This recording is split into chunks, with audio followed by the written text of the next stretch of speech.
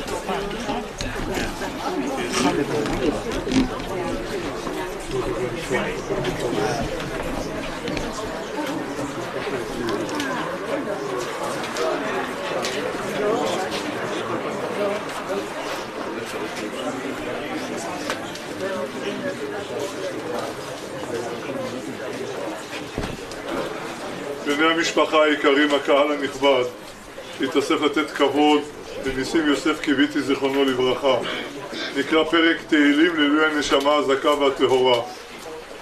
מזמור לדוד, אדוני רואי לא יחסר, ונודה שירביצני על מי מנוחות ינהלני. נפשי ישובב ינחני במעגלי צדק למען שמו. גם כי אלך בגיא צלמוות לא ירא רע, כי אתה עמדי. שבטך ומשענתך המה ינחמוני. תערוך לפני שולחן נגד צורריי. נשענת בשמן ראשי כוסי רוויה. אך טוב וחסד ירדפוני כל ימי חיי, ושבתי בבית אדוני לאורך ימים. בני המשפחה ימשיכו בטקס ההלוויה. תודה רבה. לב?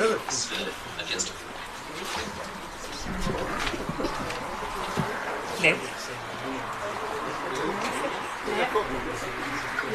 לב.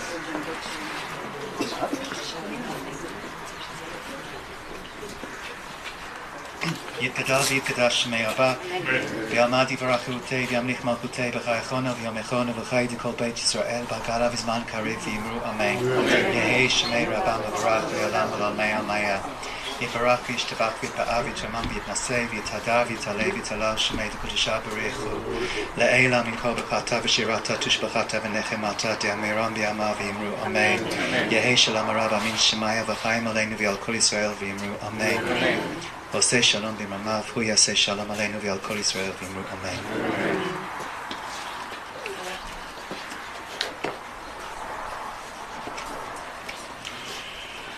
ניסים בן חנה ופנחס נולד בתל אביב, אחד הצברים הראשונים ילידי תל אביב, לפני 97 שנים. היו לו חיים טובים. היה לי מזל גדול בחיים האישיים והמקצועיים.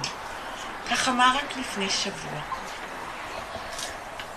We celebrate his life as we mourn his death, as we say goodbye to your father. אורן, שרון, סיוון, לידן. All his friends and family. We will speak in English and Hebrew so everyone feels comfortable here. ניסים היה ישראלי בכל רמ"ח ושס"ה. זה למרות שבמשך עשרות שנים חי מחוץ לישראל, והיה אזרח בריטי ששיחק בנבחרת הקריקט של ה-BBC. הוא גידל את ילדיו בלונדון. הוא שידר לישראל מתחרויות בינלאומיות ואולימפיאדיות. היה כתב ישראלי בוושינגטון, והיה ישראלי כל הזמן. בשלושת העשורים האחרונים הוא חי עם זיווה בקיסריה. אז היה אדם עם זהות גם ישראלית, גם בריטית. He was both British and Israeli, and he was very Jewish.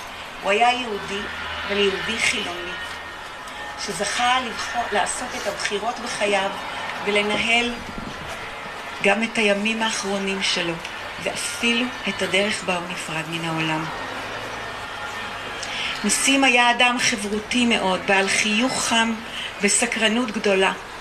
האמירה שלו היה לי מזל גדול, מבטאת סיפוק, הכרת תודה וצניעות.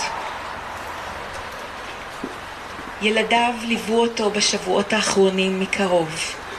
הם סיפרו לי שלמדו איך ללוות אדם בשלבי החיים האחרונים, מאיך שהוא ליווה את אשתו הראשונה, רות, ומהאופן שהוא מלווה את אשתו תיבדל לחיים ארוכים, זיווה. אנחנו נשמע 4 הספדים עכשיו. חברו וקולגה, אמנון ברקאי, בבקשה.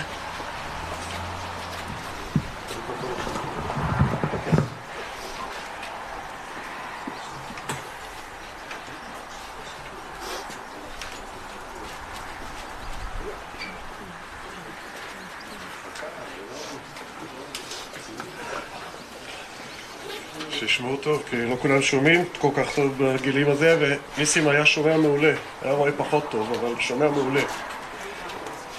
אני רואה את ניסים פה ואני אומר לך, שלום ניסים, אתה הולך כמו שרצית.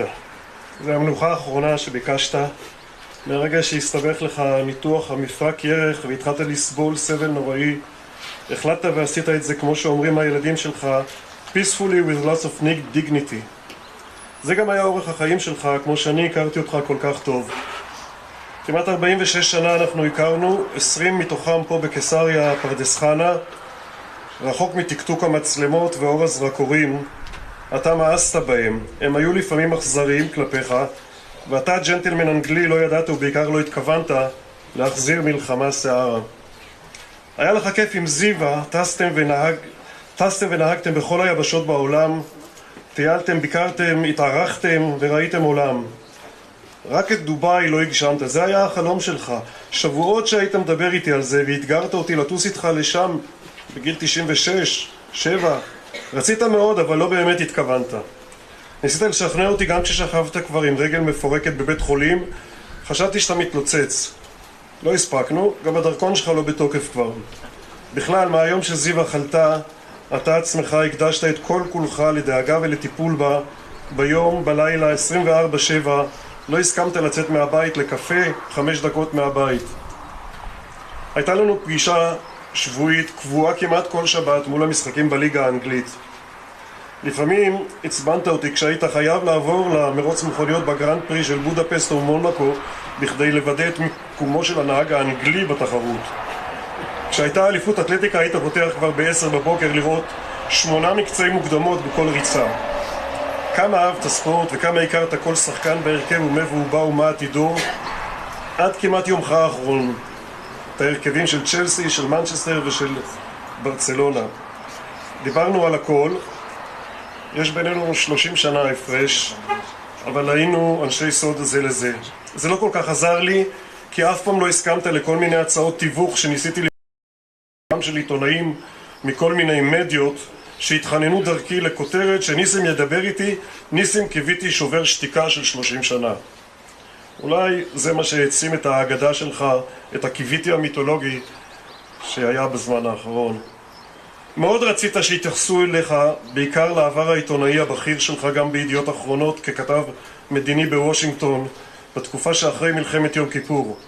ניקסון, קיסינג'ר, ג'ונסון, 5 שנים כל צהריים אתה בתדרוך של הבית הלבן, ואלה שנים קריטיות של מדינת ישראל, 1974-1979, בין המלחמה לבין השלום ממצרים. לפני כן נפרדת מלונדון, היית שם 10 שנים כתב העיתון שחולש על כל אירופה. אבל לא רק ספורט, בכלל לא רק ספורט. סיפרת לי פעם משהו על איך הגעת לסילביה רפאל מהמוסד, מפרשת בושיקי בליל המר נורווגיה. היית בהרבה צמתים כאלה והיית רוצה שידעו גם על זה. לא רק על ספורט, כי לא הכל ספורט, אבל הרוב ספורט. בשנה האחרונה מאוד התרגזת על מה שקורה פה, אבל האמנת שיהיה טוב. אין לנו ממד בבית, אמרת לי, והחיזבאללה דבר ראשון יראו על הערובות פה בחדרה, ואם יפספסו, אתה כבר לא צריך ממד, ניסים. חיית חיים שלמים, רוב הזמן בבריאות, הלוואי עלינו, ונפרדת בהשלמה מלאה עם הרבה אהבה מסביבך. תנוח על משכבך בשלום, ואל תצטנע. אנחנו נזכור אותך ואת עוצמתך השקטה, באהבה גדולה כמו שאתה ידעת לתת תמיד, לכל אדם, בכל מצב. תהי נשמתך צרורה בצרור החיים.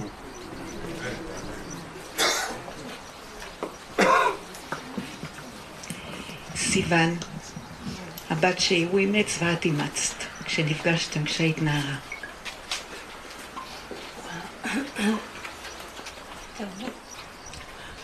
היום בבוקר ראיתי אותך בפעם האחרונה.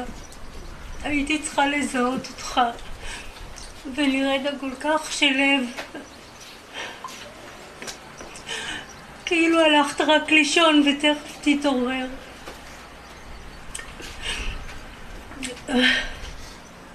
היית איש של מילים ושל שפה. אני רוצה ברשותך להקריא שיר שלא אני כתבתי, אבל שמאוד מתאר מה שהרגשתי ביומיים האחרונים. הלב נצבט ובגרון מחנק, והדמעות יורדות להן כמו גשם, ולא רואים דבר מרוב אבק. ומי יודע איך בכלל לגשת?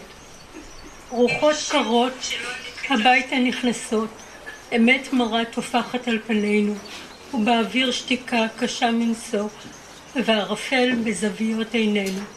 כל כך קשה לכתוב דמעות, קשה לשאת את הדממה, כל כך קשה לשיר דמעות ומי יתננו נחמה. בצל גדול יושב ממש מולך, ענן שחור עוטף את הרקיע, וטלטלה אוחזת את כולך. אתה הולך ולא מגיע, שרק נמצא כוחות להתגבר, שרק נמצא מילים בתוך האלם, המון מילים רוצות להיאמר, וכל מילה בתוך דמעה נמהלת, כל כך קשה. ניסים, אבא של הלב שלי, איך אפשר לסכם 39 שנים משמעותיות בכמה דקות? איתך זכיתי להיות מבוקרת, נגערת, וזו שאיתך לא תמיד מסתדרת. נזופה כשאומרת 18 במקום 18. או כששולחת אצבעות לקערת הסלט המרכזית. זכיתי להיות אהובה, ילדה טובה, ומדי פעם גם סיבה לגאווה. חלקנו שעות של שיחות ושתיקות בנסיעות ארוכות לעפולה, לבדיקות. לאחרונה בבית, יותר שתיקות ופחות שיחות ושתיקות. וככל שהחיים מסביב האפילו, הייתי אני עבורך קרן אור גדולה. עכשיו אני מודה שלא תמיד היה קל לזרוח, ולעיתים קרובות נגמר בי הכוח. היום אני קרן שקטה, עצובה וקצת קטנה. קרן קשה עליה הפרידה ממך. אבא שלי, אל תדאג, בעוד זמן אשוב לזרוח ולהיות גדולה ולשמור את כל אלה שאהבה נפשך. נוח על משכבך בשלום.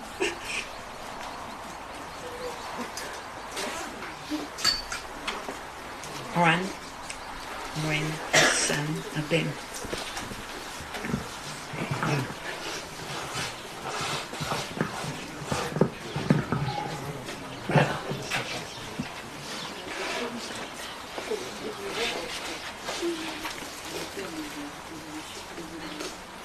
For those of you who don't know me, I live in Taiwan, and my life and work are deeply entwined with Chinese medicine and Chinese culture, and I'd like to share something about that.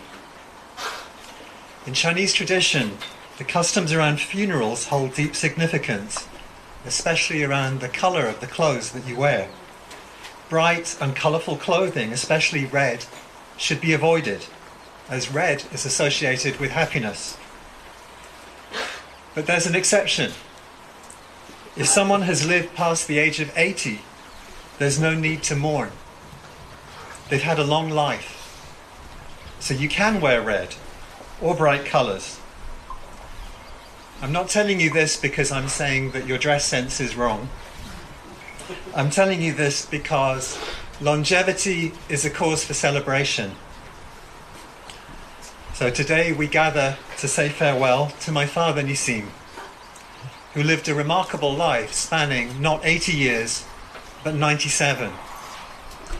He lived through interesting times. A teenager in the Second World War, he witnessed the subsequent foundation of Israel. He moved to England, and for many years he worked for the BBC, where he met Ruth, our mother. For 30 years, London was his home. He was a glamorous dad. He travelled a lot and he covered many of the Olympic Games. As a child, I received treasured souvenirs from Helsinki, from Tokyo, from Mexico, and from Seoul. During the Munich Olympics, I was watching the BBC News as the tragedy was unfolding, when the anchorman introduced an interpreter for one of the athletes. It was my dad on TV, in the right place at the right time.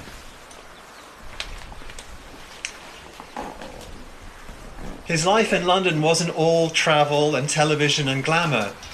He was a talented amateur builder, a carpenter, a mechanic, and a fixer. He wasn't averse to getting his hands dirty. He would never be defeated by anything, and his mantra for me was, always improvise. I heard it so many times as we fix things together that it's become part of my life philosophy. I am resilient and resourceful because I hear his voice in my head. Oren, always improvise. Our mum, Ruth, died early, 30 years ago. And after she passed, Dad found love once again and married Ziva, our beloved stepmother, whom he cherished deeply. They were very youthful for 80-year-olds. In their 80s, they travelled around the world like teenagers. They never wrote, they never called. We were worried. But I celebrate their amazing journeys and their adventures. More time passed. Ziva got dementia, and Nessim devoted his whole life to her care. So although I miss my dad and I cannot contain my grief, I celebrate him. I celebrate his devotion to his hard work, his career, and his modesty. I celebrate his gentleness, his sense of humour, and his devotion to both Ruth and to Ziva. I celebrate him for raising me to feel whole, to feel loved and resourceful. Nessim is still here with me, and I believe that he's still here with you. So I'd like to finish with a poem by an unknown soldier. It's called Do Not Stand at My Grave and Weep.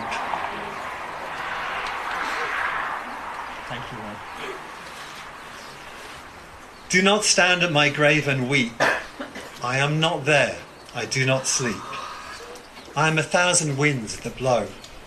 I am the diamond glints on the snow. I am the sunlight on ripened grain. I am the gentle autumn rain. When you awaken in the morning's hush, I am the swift uplifting rush of quiet birds in circled flight. I am the soft stars that shine in the night. Do not stand at my grave and cry. I am not there. I did not die.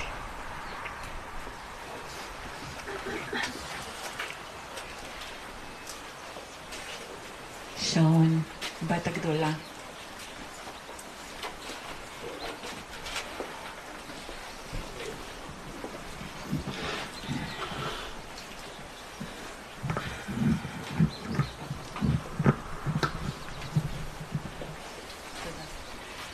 אני מדברת רק קצת עברית, אז אני מבקשת אתכם לדבר באנגלית. תודה. In the past few weeks, so many of you have come back to myself, to Oran, to Sivan, and talked to us about the qualities that for you characterized our beloved father. His kindness, that he was gentle, that he was compassionate, that he was generous, that he was modest and humble.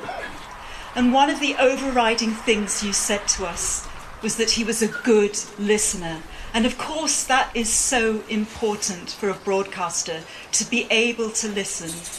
But for him and for us, I feel that was an innate human quality he had, that he was able to draw people out, to hear their stories with genuine interest and compassion and love, and make them feel, whilst he was talking to them, whether it was privately or it was on the television, that their story was the only one that mattered.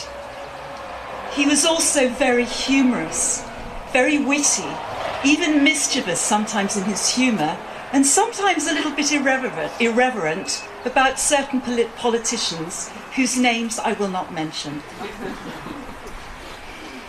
He, as I said, was very generous, and he was very knowledgeable, of course, about sports, but also about classical music, and it's something that he passed on to me, a love and a passion for classical music. He was also passionate about cooking, and of course he was good at it. He was also passionate about gardening, and of course he was good at it.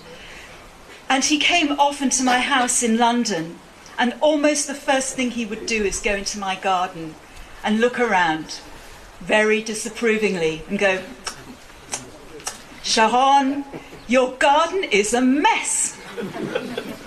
I'm going to have to fix it." And he did. And of course, he did a beautiful job. Now, I've talked about his good qualities, but many of you know he was also obstinate. He was stubborn as a mule. And I remember in my childhood, when we would make suggestions to him, he would go, "Yes, but, Ken, aval." And this got hardened in later years into no, no, no, lo. And what I want to share with you is an incident that is about his stubbornness, but also what a generous, wonderful father he was. It's the summer of 2012, and it's the Olympics in London. And he realises it's probably the last Olympics he'll go to. So he's got me to organise the tickets and to get everything ready. Ziva and him come from Israel. They take a very early flight in the morning on the day that we're going to go to the athletics. And of course, Ziva, our beloved stepmother, and myself has said, "Why don't you come the day earlier? Because then that way you could rest." And no, we come on the day. So he arrives, he's tired. It's a very hot day, in those days unusual for the UK, very, very hot. And it's an hour and a half at least from my house to the Olympics, and we need to leave more time because there's going to be a lot of people travelling. So we get onto the subway, the underground, the metro, and it's very, very hot, and it's even hotter in this enclosed space. And a young man sees Nissim, of course doesn't know who he is, gets up and very courteously says, "Would you like a seat? Please sit down." And my father equally courteously says, "No, thank you, I'm fine standing." We finally get to Stratford, which is where we're going to get off to go to the Olympic Park. We get off and he looks at me very angrily and he says, "Who the hell does that young man think he is? Does he think I'm old or something?" So we go to the Olympics, and although I have inherited my father's love of running, he was a professional athlete, as many of you know, before he became a broadcaster, I know nothing about professional sports. I admit it to you all, but don't tell anyone. We sit down and we're at the semi-final of the athletics, and he looks at me and he says, "Would it be helpful if I explained to you what's going on?" And I say, "Yes, please." And he starts in his beautiful, quiet yet authoritative voice, giving me a running commentary in English. This is the javelin throwers, this is the gymnastics, these are the people running around the tracks. I think this one will get a gold. This one I'm not so sure about, if they're lucky or bronze. And he goes on like this, and eventually I realise the person on his right is leaning over like this, desperately trying to listen. And the person on my left is getting closer to me, not because they like me, but they're desperately trying to hear my father. And that was my father to the end, authoritative, modest and generous, sharing his knowledge. I want to share one more memory of him before the closing. It was about 10 years ago, and I was visiting him in Israel, and as usual I was in the kitchen washing up, and he, as usual, is sitting on the sofa, where his favourite place to watch television or listen to classical music, and he suddenly says in a very stern voice, "Sharon, boy, come here. You need to sit by me." And he's looking very serious, and I go over there and I think, he's going to tell me he's got a terminal illness, or maybe I didn't do the washing up properly. And he puts his arm around my shoulders and looks very serious, and he says, "Sharon, there is only one piece of advice I can give you as a father to a daughter. Don't get effing old." And I look at him and I say, "Dad, I'd like to follow your advice, but probably it's the only piece of advice I can't follow, but thank you." And he has that lovely twinkle in his eyes by now. The serious expression is gone. He's got that beautiful smile that so many of you know. Well, Nessim did get effing old. And we are here at the last moments of a great sports commentator and our beloved dad. Nessim, you scored your last ever goal. And now we are here with you as spectators and commentators on your final glorious match. Kol hakavod, Abba Sheli, and adieu. Rest in peace.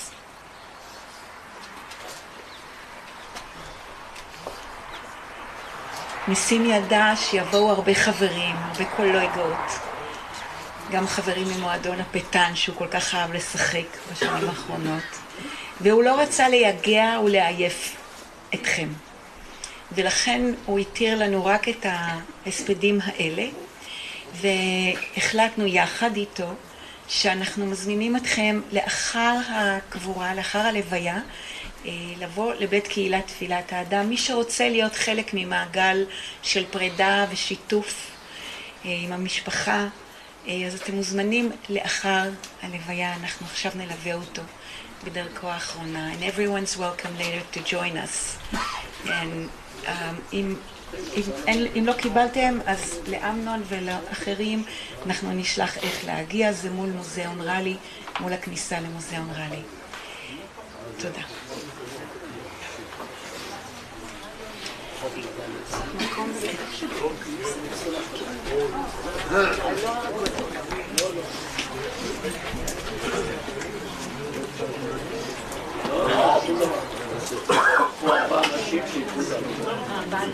כן, בבקשה, ארבעה חברים. 4 אנשים שמוכנים לעזור עם ההדלקה. If anyone is willing to help carry it.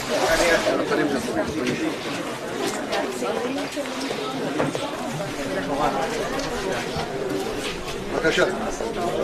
לאן הולכים? אחריי. יוסף, אפשר. כן? בסדר?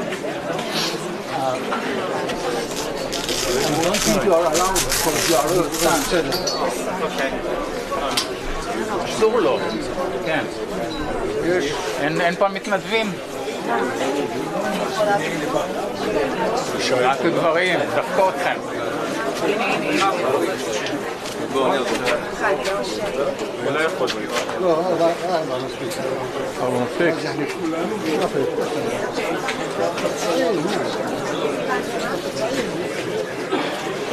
חבר, סלימו. וינו אמרנו אלוהינו עלינו, מעשייתנו קוראים עלינו,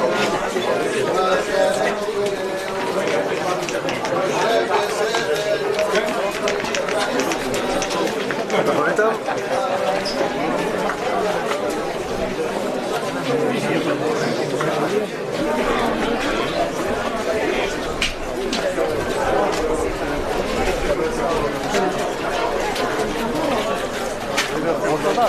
מה? כן. הכחול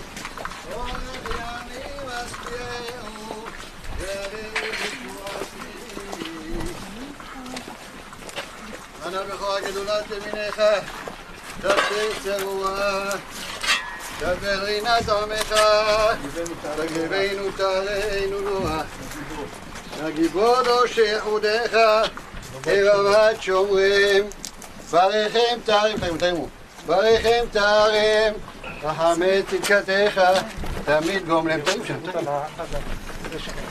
יחד גדולך אמר ונצלח שבתנו קבל, שמע צעקתנו.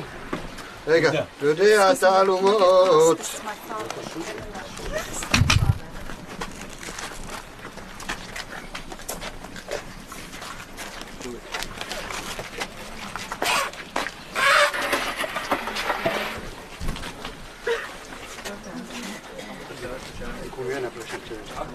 גומיה של הדקלום כזה.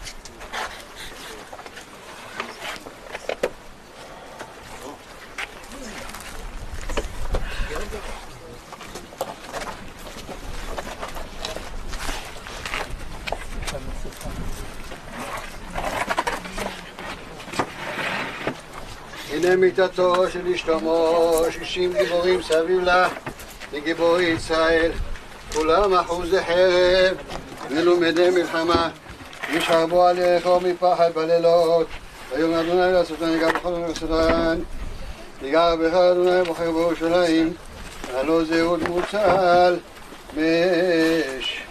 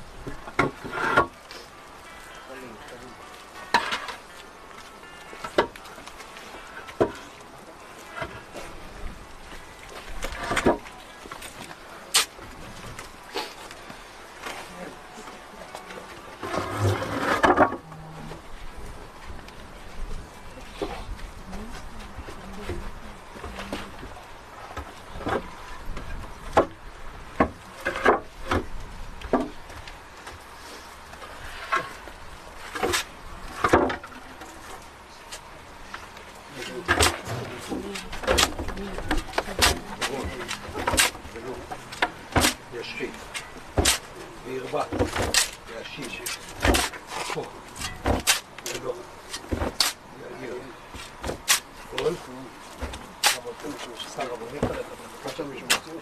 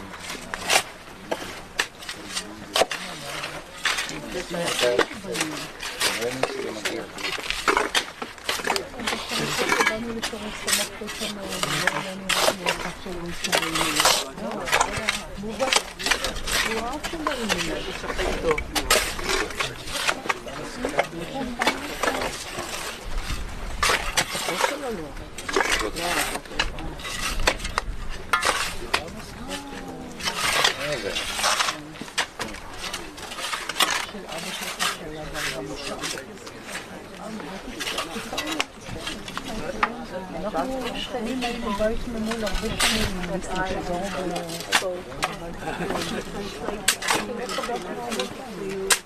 אבל בעיקר ניסים הימים כאלה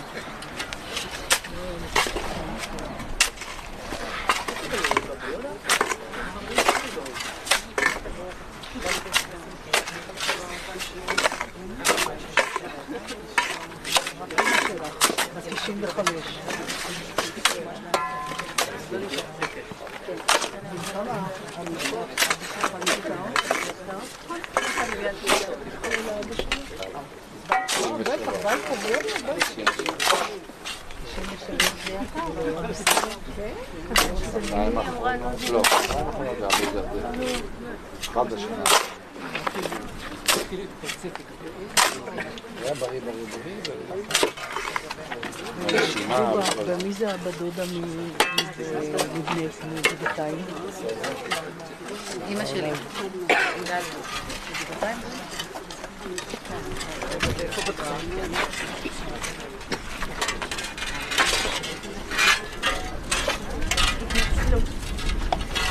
I would like now to say an apology. מה? לא הבנתי. נסים, apologize. Whatever we לא need, נצלם בכלל וזהו. with family, with friends, with חברה קדישא, we try to do as best as we could, honoring your wishes, your values, and your requests. You are now exempt from any organization, any partnership, מכל מחויבות, from any commitment. You are free to rest in peace. and we hope we did the best and what was right for you. מי ייתן וזכרך ישרה בליבנו רוח, לחדש את חיינו בכל יום, ולדרוש טוב תמיד. מי ייתן וזכרך יהיה מקור של אור וברכה בחיינו. May your memory inspire our heart to renew our life every day, to seek the best in every day. May your memory be a source of light and blessing in our life. נוח על משפחה בשלום. זה יום הראשון, אנחנו נפגשים עכשיו בבית הכנסת בית קהילת תפילת האדם, וממחר השבעה תהיה בביתה של סיוון.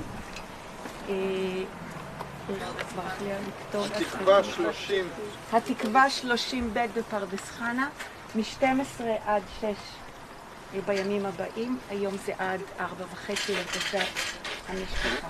תודה רבה, אפשר להניח זרים ופרחים.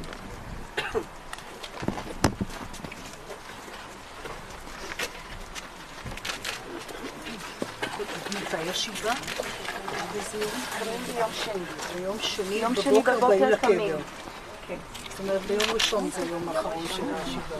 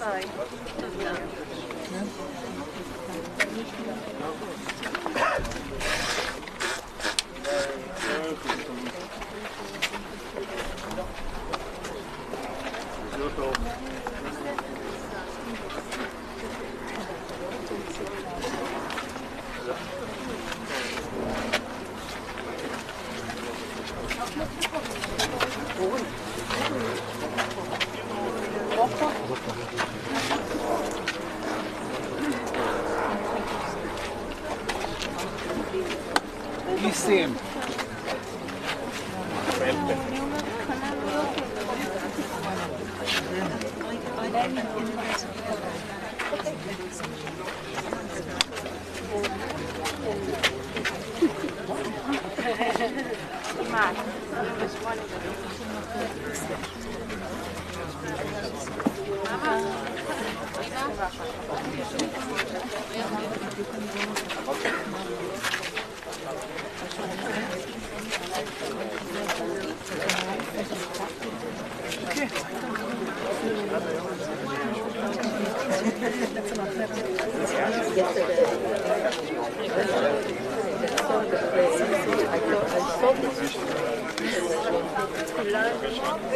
Every time when I come to I remember Videography.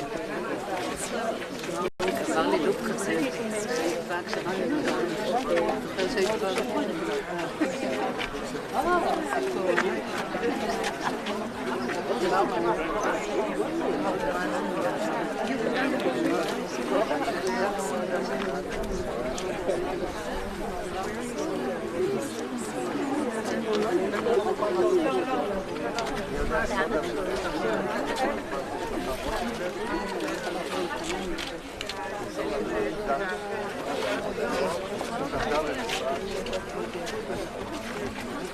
הם פה, הבת פה, ראיתי. שלום. שושכים?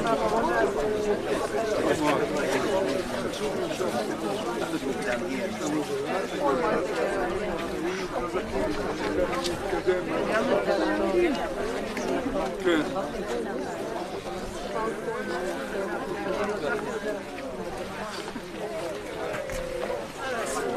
כן, נפגשנו בהשכרה.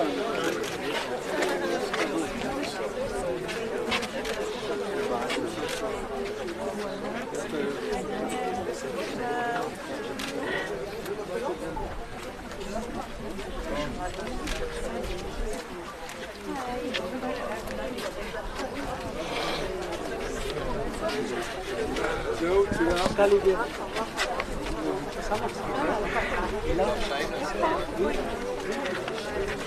הנה מולך. הנה מולך. הילה.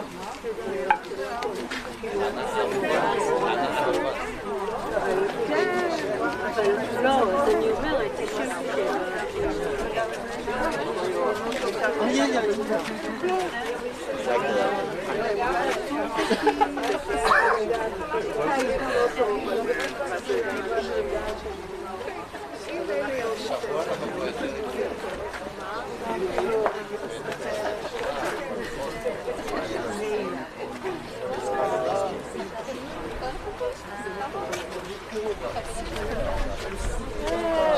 זוכרת. לא הייתי מזהה אותה, אבל... לא מזהה אותה.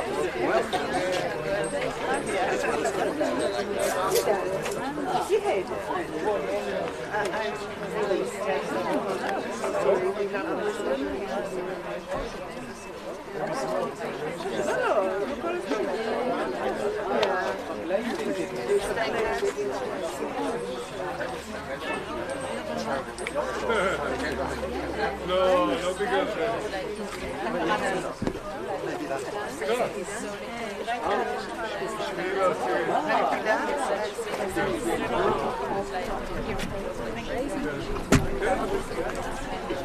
גילה אותי.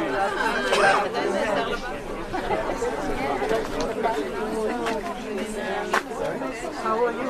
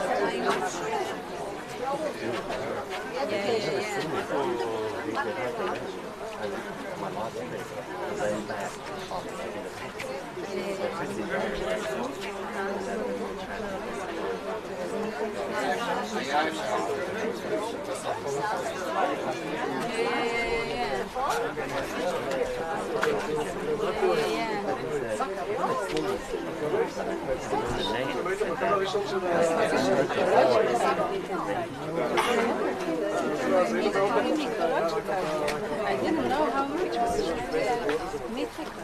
Okay, now we are going to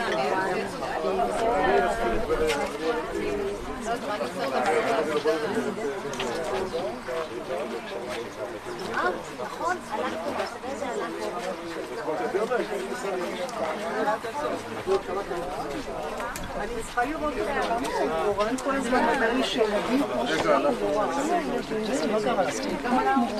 No,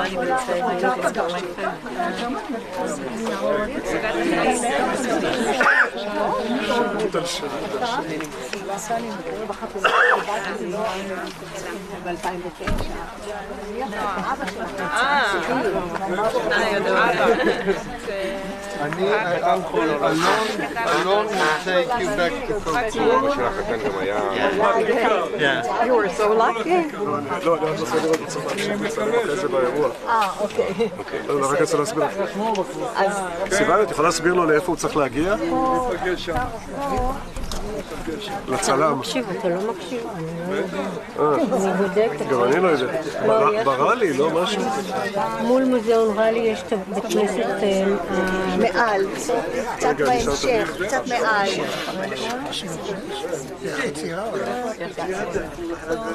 איפה אורי? בשבת אנחנו לא יושבים שבעה. אז מה אתם עושים? נחים.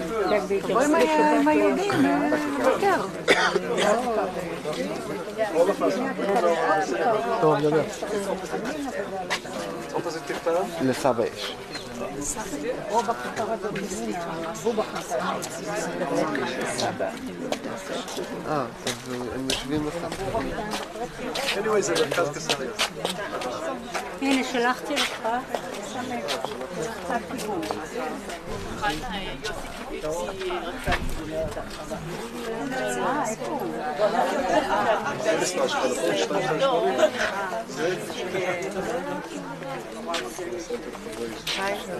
איפה היא?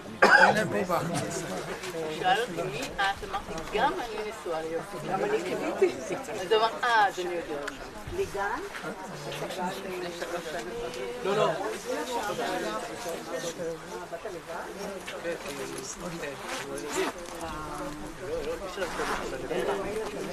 זה אח שלי. מתקדמת.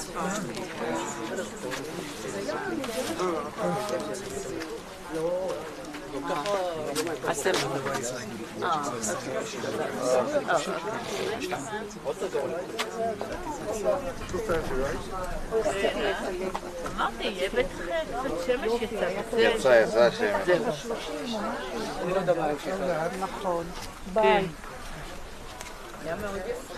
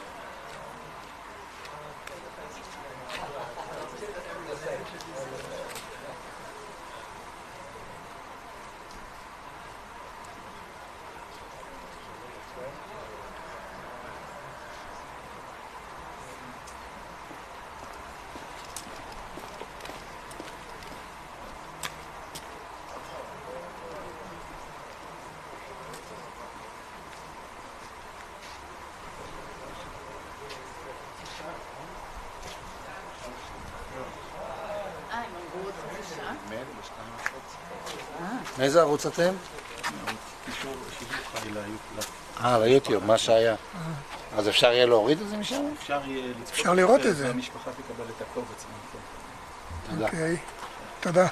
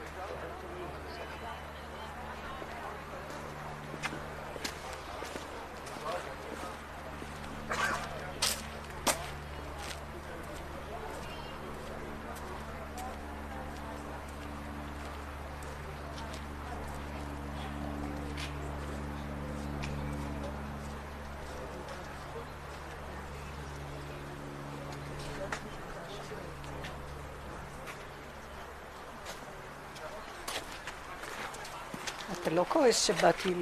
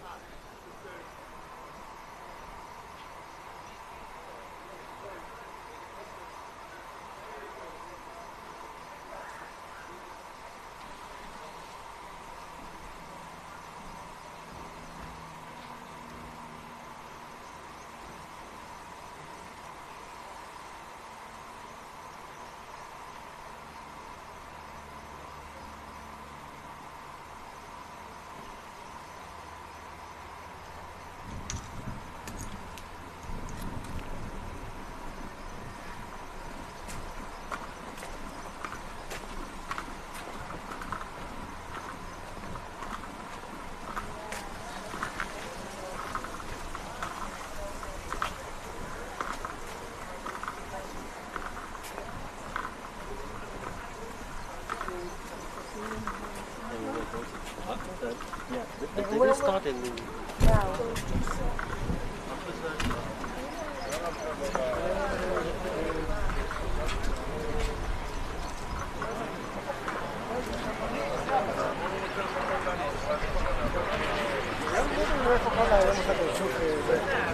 לגלי צה"ל. נראה לי שהתחיל מזה שאני סיפרתי עכשיו, אני סיפרתי לגלי צה"ל ולמדתי עכשיו בראשון. אני אוכיח השם. ביי.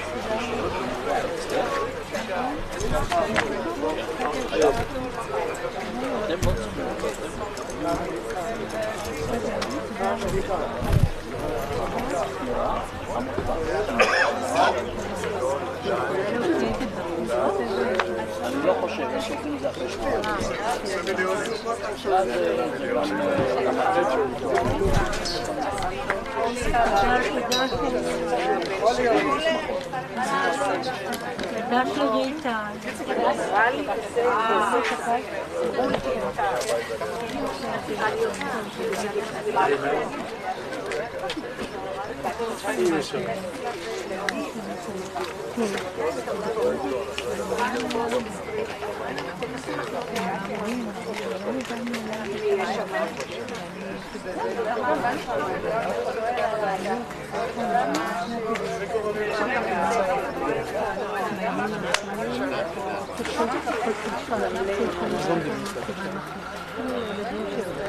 סיבה נוגעת,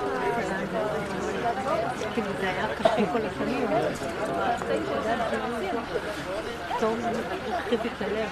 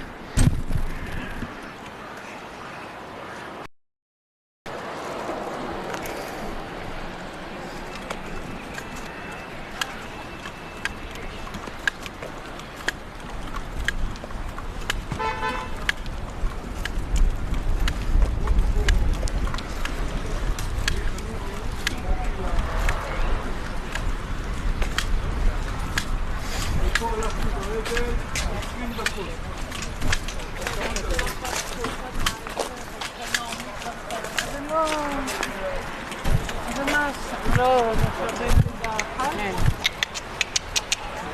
כן. אין חלוקה באחת. הוא לקח להם חלק פה וחלק שם. יעזור לך, יאללה, תביא.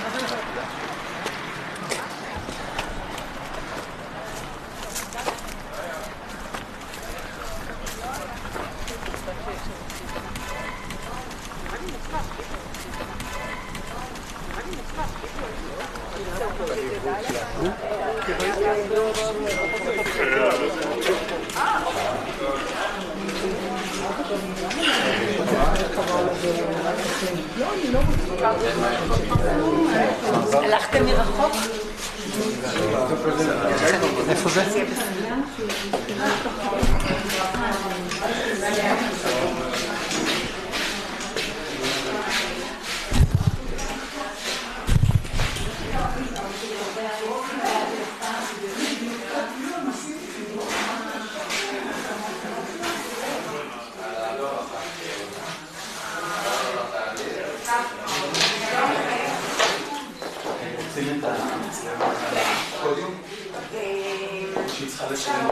לא, לא, לא את הקהל, אני הייתי עושה עם האור מהכיוון הזה של האור תשאירי לי, רק איפה הדובר, איפה אנחנו נזיז את השולחן. הבנתי, כך תעשה קדימה, ואני צריך לצלם רק את הדובר, נכון? לא את הקהל. נכון. לא עדיף לי פה? נכון. מבחינת צילומית, עדיף לי. פה? פה אני... רגע, אני יכול בעצם... תנסה, תסתכל. אין בעיה, אני יכול פה וקצת לחסום, בזווית, בסדר? זה לא יהיה בפרונט שלו. רק שאנשים לא יתפסו. אנשים... תבדוק מפה מה קורה, תסתכל אתה. לא, אני אומר... לא, אני לא יכול לעשות. אני לא יכול. מה, אני מזיזה את הכיסאות, זה לא... אני תזיזי אז בסדר. בטח, תגיד איפה אתה רוצה ונסדר אותך. שם זה מצוין. חופש של אנשים כל הזמן ייכנסו לך שני הכיסאות האלה, תזזו.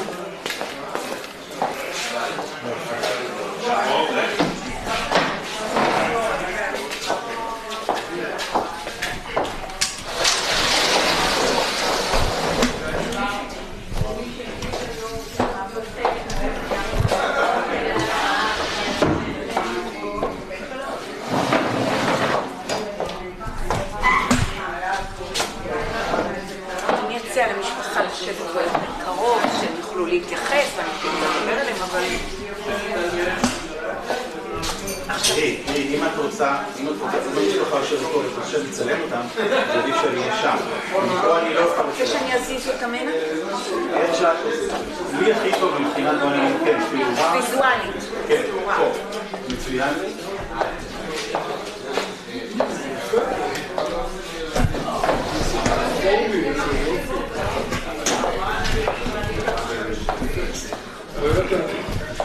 הייתי פה עוד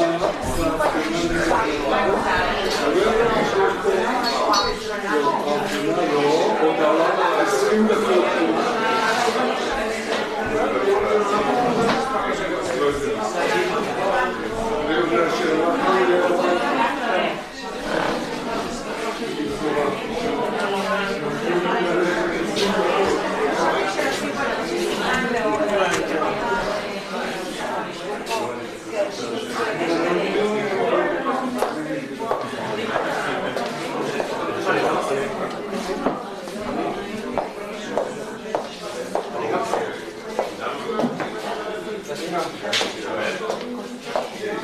אתה עם אחד הערוצים? או שאתה פשוט אולי עם המשפחה בחו"ל?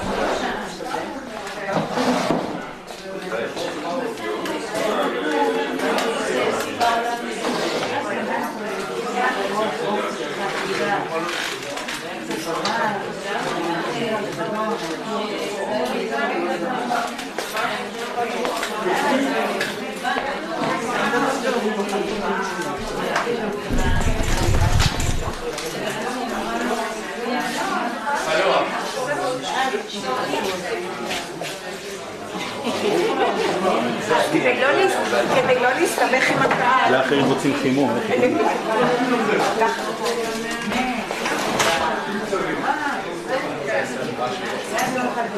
אז לפחות עד שמתחילים לדבר.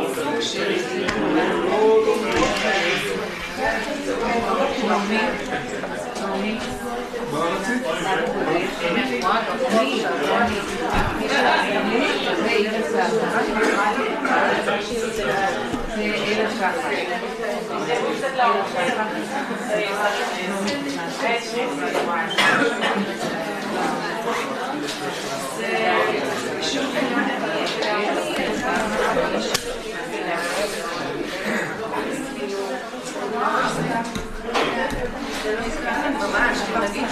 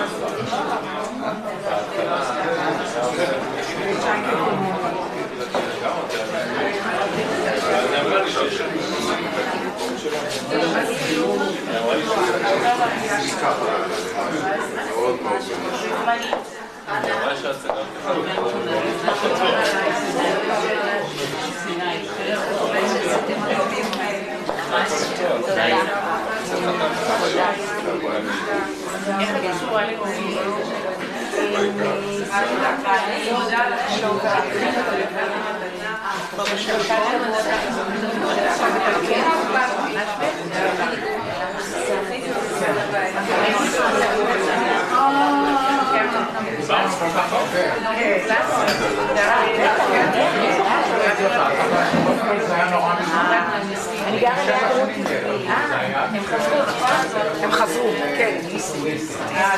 7 שנים ניסו למכור את הבית, הצליחו למכור אותו, חתמו בבון על החוזה, שם בלילה, קם בבוקר, אמרנו,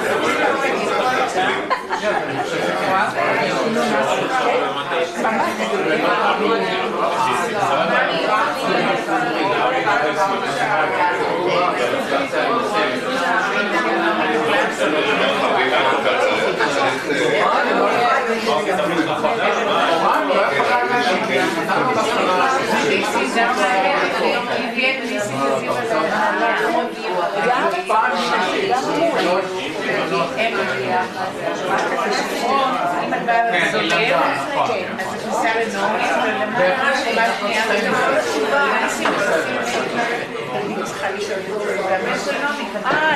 נכון. תגידי, סליחה, איך שאמרת קדיש שאנחנו עושים לאבא, אז אתה נראה? לא הייתה נראה, סבר מאוד מאוד. לרב המקום היה מאוד חשוב שיגיד בין 12 ל-6. למה הבן ניסים לא רצה ניסים היה זה שעשה את זה. ניסים רצה לבייר מינימום, הגענו לזה שמינימום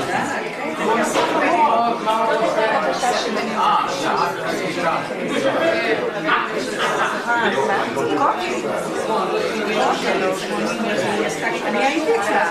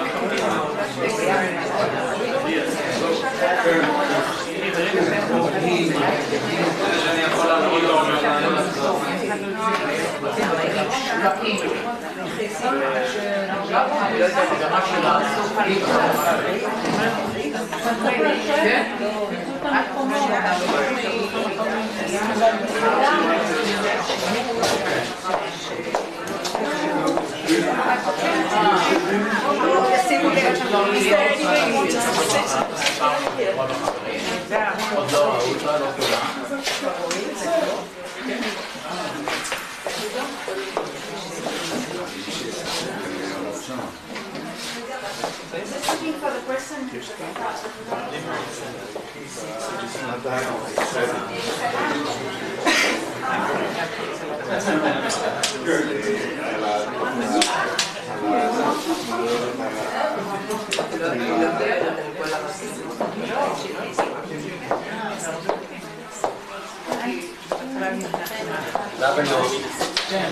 לבלטון. משחק בלי? לא. יש משחק בלי? זה היה חלק זוג. זוג. זה היה בהוראה שלנו. יש, אבל בינתיים גם אפשר פשוט לקחת אותי בחוץ. ככה זה יצא.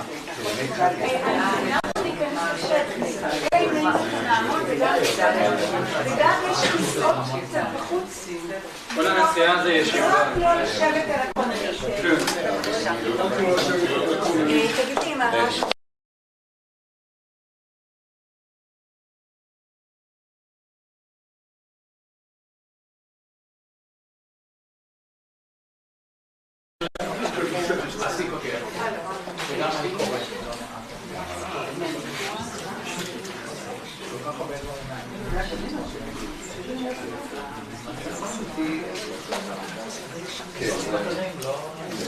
יש בחוץ, לא צריך, אפשר לשבת איפה הוא?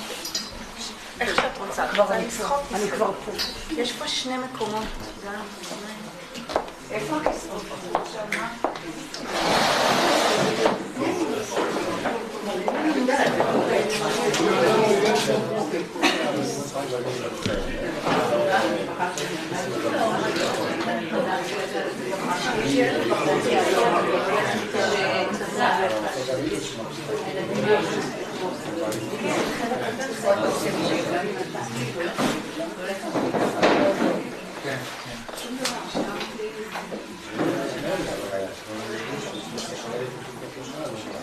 אני רק אסביר שאנחנו we're waiting for the live stream to begin for family and friends abroad and this is why we're waiting a second. Okay, shalom. Thank you people for coming, for being friends. The idea here is to go one step above the usual Shiv'a and just invite you to share, to say your farewell, את הפרידה שלכם ולשתף in your memories and your thoughts of נסים. And if you want to say something to his children and grandchildren and to the family, it's not a ceremony and potekes. I'm not going to, it's informal, bevakasha. But I'm going to invite Danielle to be the first. And then, פשוט מה שמתאים, וכשאתם רוצים, בבקשה לבוא קדימה. Please, when you want to speak, come forward, so not only everyone can see and hear you, but so that the people abroad can also see and hear you. Can we do a mobile phone check? What? Can we do a mobile phone check? That's a wonderful idea. Everyone Yes. put their phones on silent? That Yeah. would be great. Yeah. We want to open our hearts and close our phones.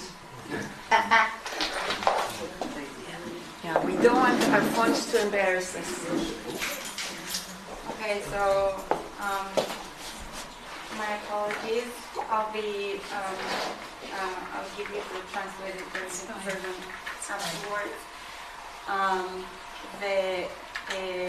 זה עדיין קצת פורמלי. זה כתוב כספד, אבל סבא כאן איתי בכל מקרה. אז אני מתנצלת שזה לא פונה אליכם, אבל הוא קצת יותר חשוב היום. סבא, כבר תקופה שאני תוכל לעצמי מה אגיד לך ואספר עליך במעמד הזה. בימים האחרונים כולם עושים זאת עבורי. שדרן ענק או שדר, בטח תשמח לשמוע שווידאתי את הצורה התקנית וגיליתי שהחל משנת 2012 שתיהן קבילות. ידען גדול, ג'נטלמן צנוע, ספורטאי בנשמה, פסקול הילדות ואיך לא גדלתי עליו. ההגדרות האלו מספקות קווי מתאר מדויקים למי שאתה. בשביל כולם. בשבילי, אתה הידען הגדול בעולם. תמיד הייתי משוכנעת שתדע לענות ולספק הסבר מפורט ומנומק היטב לכל שאלה. ספורטאי בנשמה, היית ונשארת גם כשהשאלה האם אתה צופה במונדיאל האחרון הפכה להאם אתה מאזין לשידורים, ובאופן אירוני שבת אל המקורות שבשמה. פסקול הילדות, כשבאוזניי מתגלגל הניגון, זבנית זבנית, פתחי את החנות, במקום להאכיל אותי באווירון, כמו כל שאר הילדים. ג'נטלמן צנוע, כשסך משאלותיך בימים האחרונים היה להחזיק לסבתא זיווה, האישה האהובה שלך, את היד בבית. וגדלנו כולנו עליך, ואני גדלתי על ברכך ובברכך. זוכרת פעם אחת שאמרת שכשאני קוראת לך סבא אתה מרגיש זקן. ולמען הסדר הטוב, פרשת לפנסיה 4 שנים לפני שנולדתי. וכשהיה קטן, נמרודי שאל אותך אם פגשת פעם דינוזאור. ככה זקן היית. אבל היית הסבא הכי טוב שיכולתי לאחל לעצמי. והיית צעיר בנפשך במלוא מובן המילה. בין הזיכרונות שלי ישנן תמונות שלך ושל סבתא, מטיילים בכל העולם ושולחים לי גלויות. סוחרים קרוון ומלמדים אותי על חיות אקזוטיות שאף ילד בסביבתי לא שמע עליהן בגיל 5, כמו השד התזמני, על ריקודי הולה בהוואי ועל מה זה אומר לחיות באמת. כשגדלתי זכיתי לטייל איתכם, כל המשפחה ביחד וגם ככה לבד רק אנחנו. אני זוכרת כשלא הצלחתי להחליט אם אחגוג את ראש השנה עם אמא או עם אבא, אז קניתי כרטיס ללונדון לוטון ועליתי על המטוס אליכם. ותמיד כשהגעתי חיכתה לי בשדה מונית שהזמנת מבעוד מועד. ולא חשוב באיזו שעה הגעתי אל הבית, ישבת ער וחיכית לי שאגיע ואתמקם איתכם. הצעת כוס תה עם חלב או לימון ועטפת בחום. אני זוכרת שפעם דיברנו ואני בתוך כל שצף הדברים שלי אמרתי כאילו וכאילו וכאילו. ואז עצרת אותי בחדות ושאלת רגע, בכאילו או באמת? ובדרכך שלך לימדת אותי שיעור לכל החיים, על כוונה ודיוק ובהירות. ועכשיו זה כבר כמה ימים שאני תוהה מה אגיד במעמד הזה, באמת. ומשלימה עם העובדה שקצרה היריעה מלהכיר. שיכולתי לכתוב ספר על מי שאתה, ושאחרי ככלות הכל לקחתי חלק רק בשליש כמעט מהסיפור שלך. וכמה זכיתי סבא, לקרוא לך סבא. להסתובב עם החזה נפוח מגאווה על כך, ללמוד ממך, לגדול עליך, לחזות באהבה שהיא גדולה מהחיים שלך ושל סבתא. כמה זכיתי לפני כמה שבועות לשמוע אותך אומר לי שאתה גאה בי על כל מה שאני, ושאתה אוהב אותי ולהגיד לך את זה בחזרה. וכמה התמלאתי מהחיוך היפה שלך, כששאלתי אותך אם אתה שמח להיות בבית עם סבתא וענית בהנהון ואז הוספת, אין דבר שמשמח אותי יותר. אני יודעת שתמשיך להחזיק לסבתא את היד ותמשיך ללוות אותנו וללמד אותנו. תודה על הסבא שאתה. זכיתי בך ואני אוהבת אותך.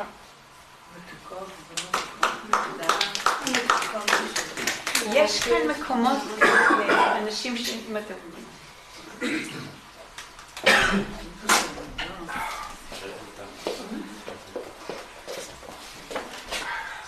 תודה.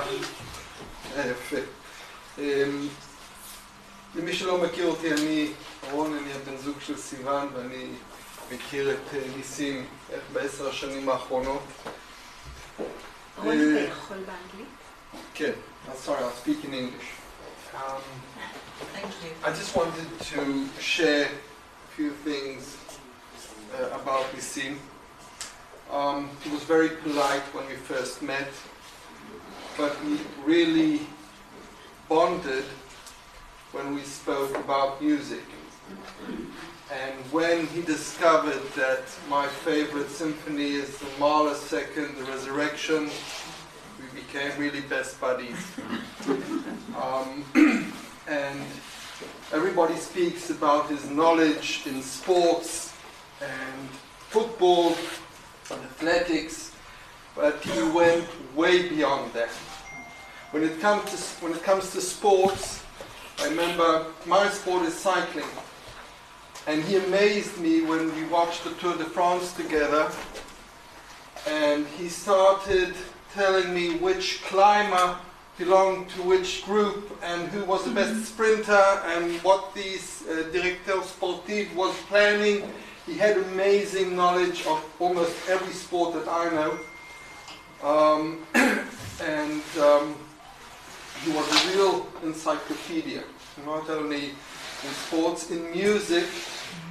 He knew every conductor, he knew every performance, and he used to humiliate me, not on purpose, but I remember I used to come and say, wow, Nessim, I found this record with an amazing recording of Maria Callas singing Tosca in 1957, and it's a great recording. And he used to say, oh yes, I was in that concert. I even interviewed her afterwards.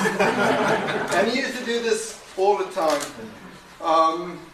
And I think that we all look for mentors in every aspect of our lives.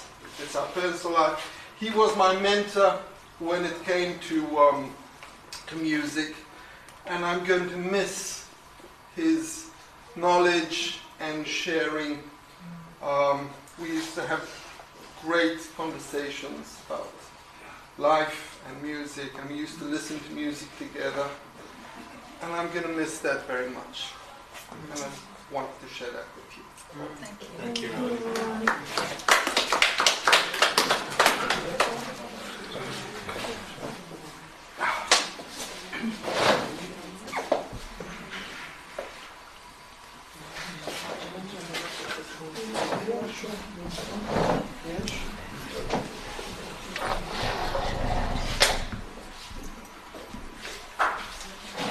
טוב, אני לא נרשמתי.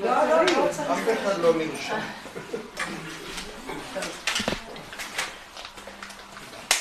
I will speak in Hebrew, yes, but I'll give you after it in English. אני אשתו של יוסי קיוויתי. יש פה שני יוסי קיוויתי. אז הימני. אנחנו היינו מאוד קרובים לניסים, בייחוד בגלל שיוסי הוא תיקן לו את כל הדברים שאפשר בבית. תמיד הוא היה אומר, יוסי, מה? יוסי יתקן. מה הסימן? צריך להחליף מנורה. הביוב עולה על גדותיו.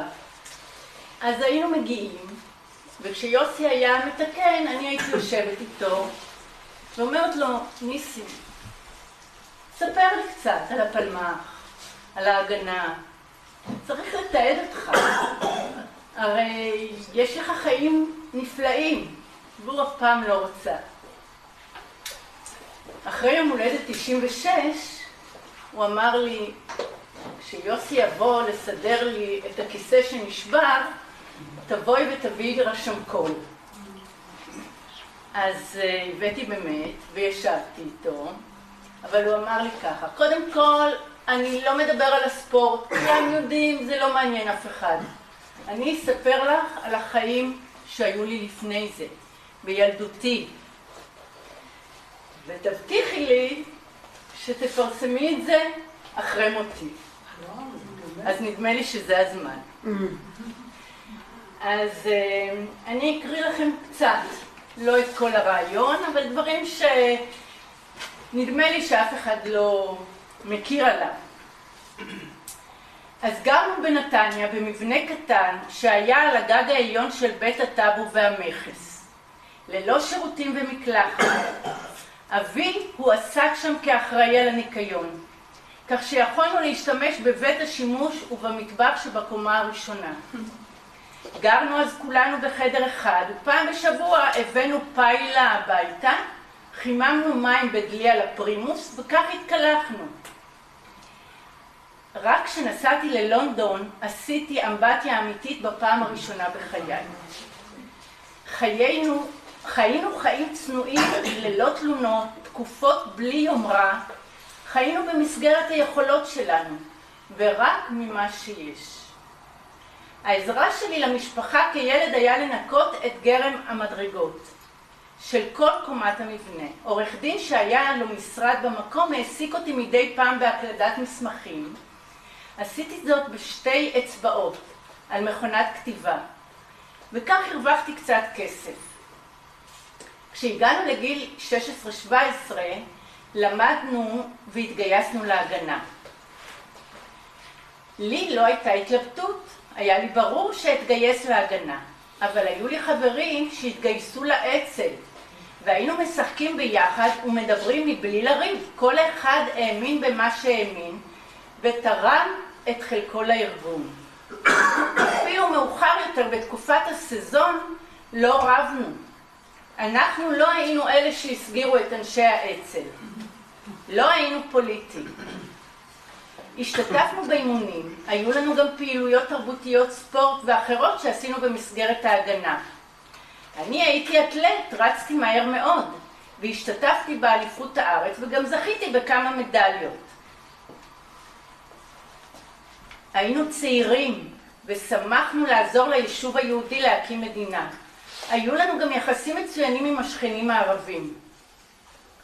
כדי שלא יראו אותנו, בסופי שבוע יצאנו למחנות האימונים בפרדסים של כפר ויתקין, כדי ללמוד קפק, קרב פנים אל פנים. שם גם קיבלנו הרצאות והתאמנו עם מקלות כאילו שיש לנו נשק או סכין. נשק חם לא היה לנו. היינו בנים ובנות והיו רומנים גם ללא הפסק. מאוחר יותר התגייסנו כולנו לפלמ"ח. הפלמ"ח היה אז בהתהוותו. אנחנו, הלוחמים, גרנו ועבדנו בקיבוץ תל יוסף. באותה תקופה אמי חלתה בסרטן, אז שחררו אותי שאחזור הביתה לעזור. כמה שנים מאוחר יותר, הייתי בן 19, נסעתי ללמוד הנדסת חשמל בלונדון. בנתניה לא היה בית ספר תיכון, ולכן הייתה לי בגרות. הייתי צעיר וחרוץ, למדתי בלונדון באופן פרטי, ותוך 3 חודשים הוצאתי תעודת בגרות. הספקתי ללמוד רק שנה, ועזבתי את לונדון ב-48 כי החלה מלחמת השחרור, והיה לי ברור שאני חוזר להתגייס. כשהגעתי לארץ, מיד גייסו אותי לגבעתי. מכיוון שהייתי קשור לספורט, כי הייתי אתלט מצטיין, מינו אותי לקצין הכושר הגופני של גבעתי. הייתי אחראי על הכושר הגופני של כל החיילים, כל הגדודים, 51, 2, 3, 4, היו בדרום, ואני עברתי בכל גדוד ואימנתי אותם. לא עברתי קורס, אבל מכיוון שהייתי ספורטאי, הכנתי בעצמי תוכניות ותרגילים. זו הייתה תקופה מאוד מעניינת, והרגשתי נהדר לעזור לחיילים לשמור על הכושר הגופני. תמיד הם היו שמחים לקראתי ומודים לי על השיעורים והתרגילים שהייתי מלמד אותם. ויש עוד כמה דברים שאני אפרסם את זה כמובן, אבל בסוף אמרתי לו, ניסים, איך אתה רוצה, איזה שם לתת לזיכרון הזה? אז הוא לא התלבט, הוא אמר, זוהי תקופת הילדות והנערות שלי. היא התקופה היפה ביותר בחיי. אז כולם יודעים על הספורט והשידורים והפרסום, אבל בעצם הוא אהב מאוד את הילדות, את המשפחה. הבן שלנו כתב אתמול בפייסבוק, הוא אומר, אני יודע שיש לנו דוד סלב, אבל אף פעם לא הכרתי אותו ככה. הוא תמיד היה דוד קרוב, נחמד, בכל הבר מצוות והאירועים. אף פעם לא ידעתי שהוא כזה כמו שמדברים עליו. זהו.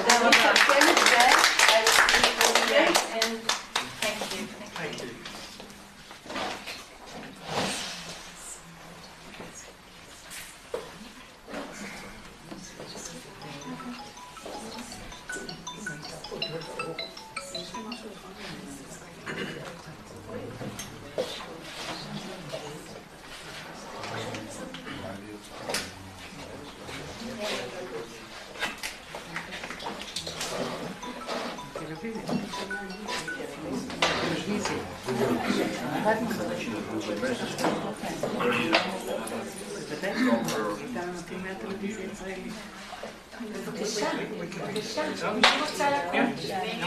לא, לא מפוקים, תשמעו אותך. בבקשה, שרון ואוהן לא ישמעו אותך.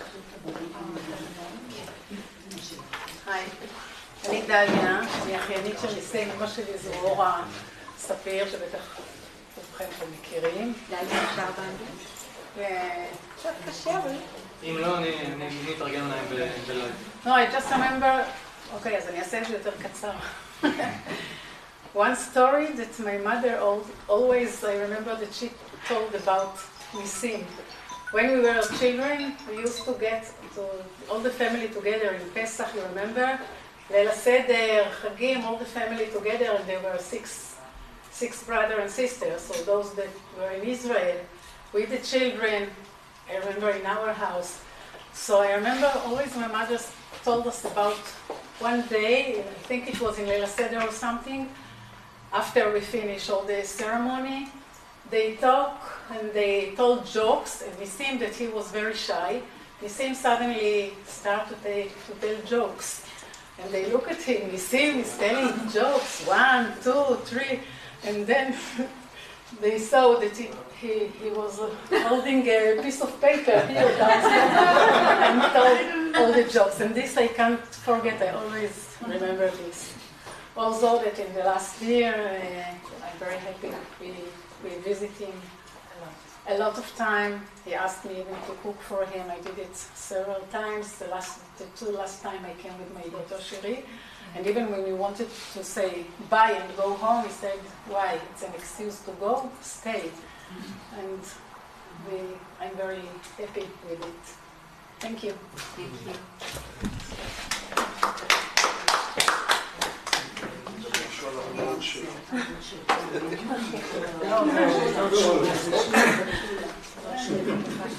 יש כל כך הרבה מה לומר. Leah mentioned his humor. I just wanted to add something. Nisim kept his sense of humor right to the very end.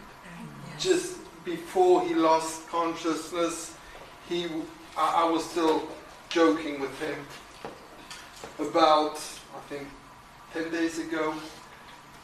He was lying there in bed, obviously in pain.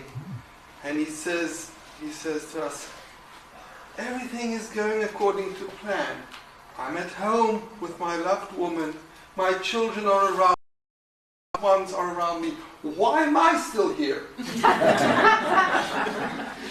And we even had black humor. Yes. I remember I asked him, can I tell you some death jokes? And he said, sure.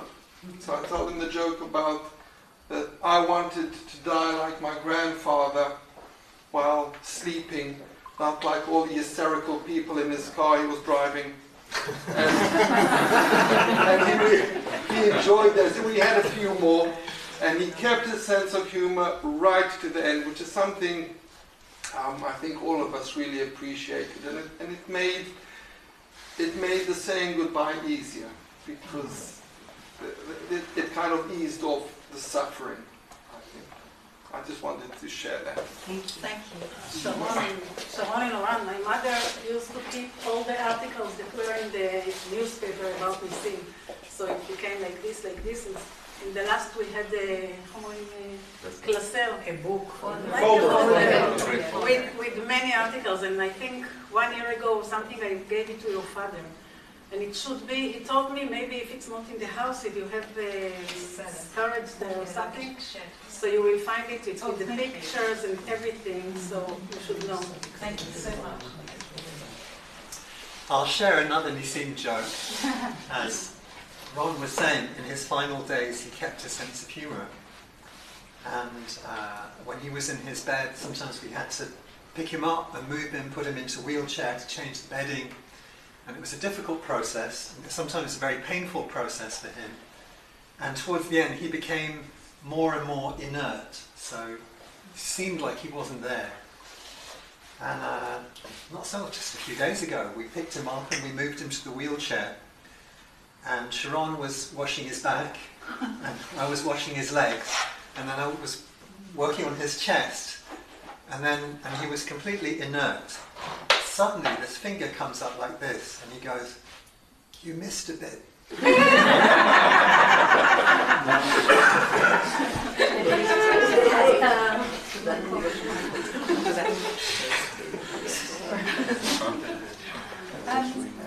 I'd like to share something which is just as much about you, the people who loved him, as it is about him. And when he came out of the hospital at Hillel-Yafen, he was very clear, I don't want to go on being on the medication, I just want to go home and I want to die.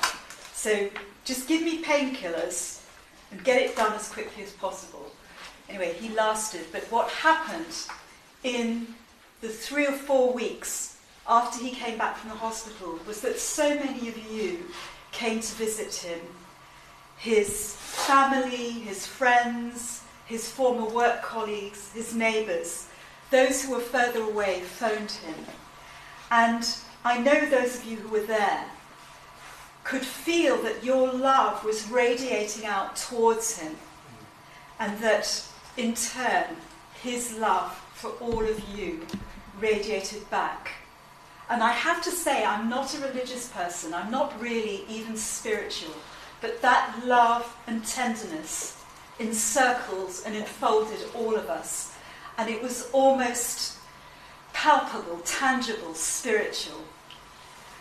And I just want to thank you all for sharing that journey with him and making him feel so safe and beloved in those last few moments.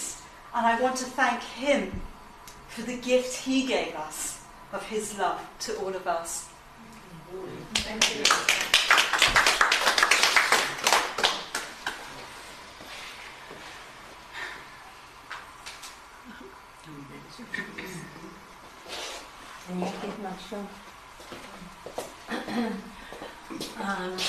Sorry, I'll tell it in Hebrew. אני לא יודעת כמה מכם יודעים, אבל בעצם ניסים נכנס לחיינו אחרי שערב אחד אמא ואני ישבנו בסלון וראינו טלוויזיה, וניסים שידר, ואז היא אמרה לי, את רואה את הגבר הזה שם? הוא יהיה בעלי. כן. לפני שהם נפגשו? כן, לפני שהם נפגשו. היא החליטה שהוא יהיה בעלה. זה שאלה להגיד לך שאני כבר יוצאת איתו כמה חודשים.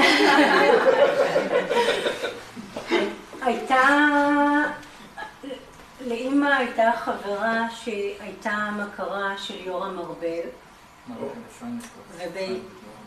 ובעקבות אותה חברה נוצר איזשהו חיבור ומפגש, והם נפגשו במסעדה של אמא באגס ותפוח בירושלים, במסעדה הקטנה, וזהו, ומאז דרכם לא נפרדה. כל מיני סיפורים ככה, שככה פתאום עולים לי, זה שאמא תמיד מארגנת את התיק שלה הקטן וזורקת בפנים תחתונים ומברשת, כי היא הולכת לישון אצל הבויפרנד. והם בעצם היו בויפרנד, גרלפרנד, אני חושבת שעד בגיל 70, was it 70? When my mother was 70, they got married? I think so. It was 18 years ago. So 18 years ago,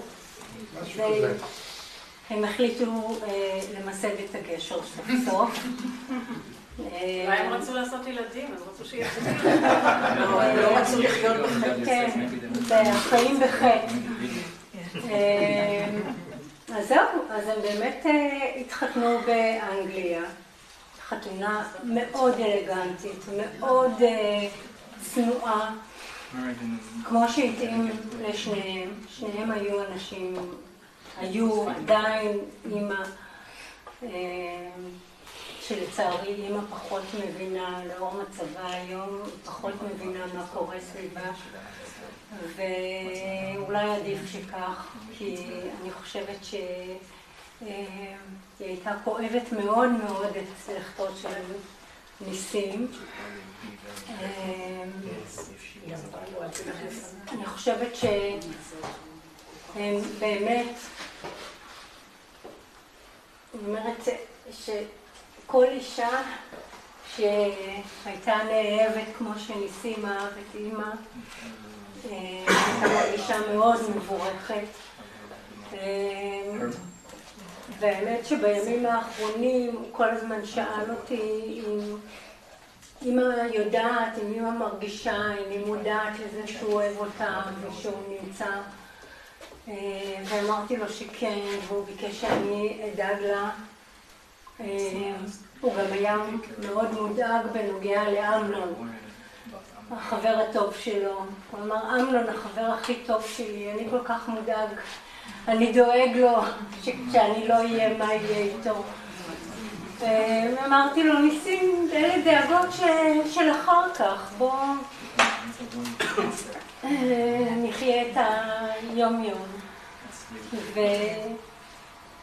והוא היה כל כך מקסים, אפילו כשבימים האחרונים לקחו אותו למקלחת בכיסא הגלגלים, הוא ישב ככה והוא נופף לי ואמר לי, I'll be back, I'll be back.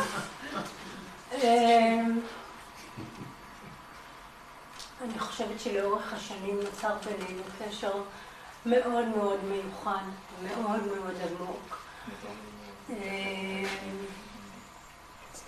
זה לא כל כך חוכמה, כי הוא היה תלוי בי לחלוטין. אבל למדתי להכיר אותו באמת טוב. ואני זוכרת סיפור אחד שהוא אמר לי שעד היום, סיפור שהוא לקח איתו מאוד מאוד קשה והציב אותו,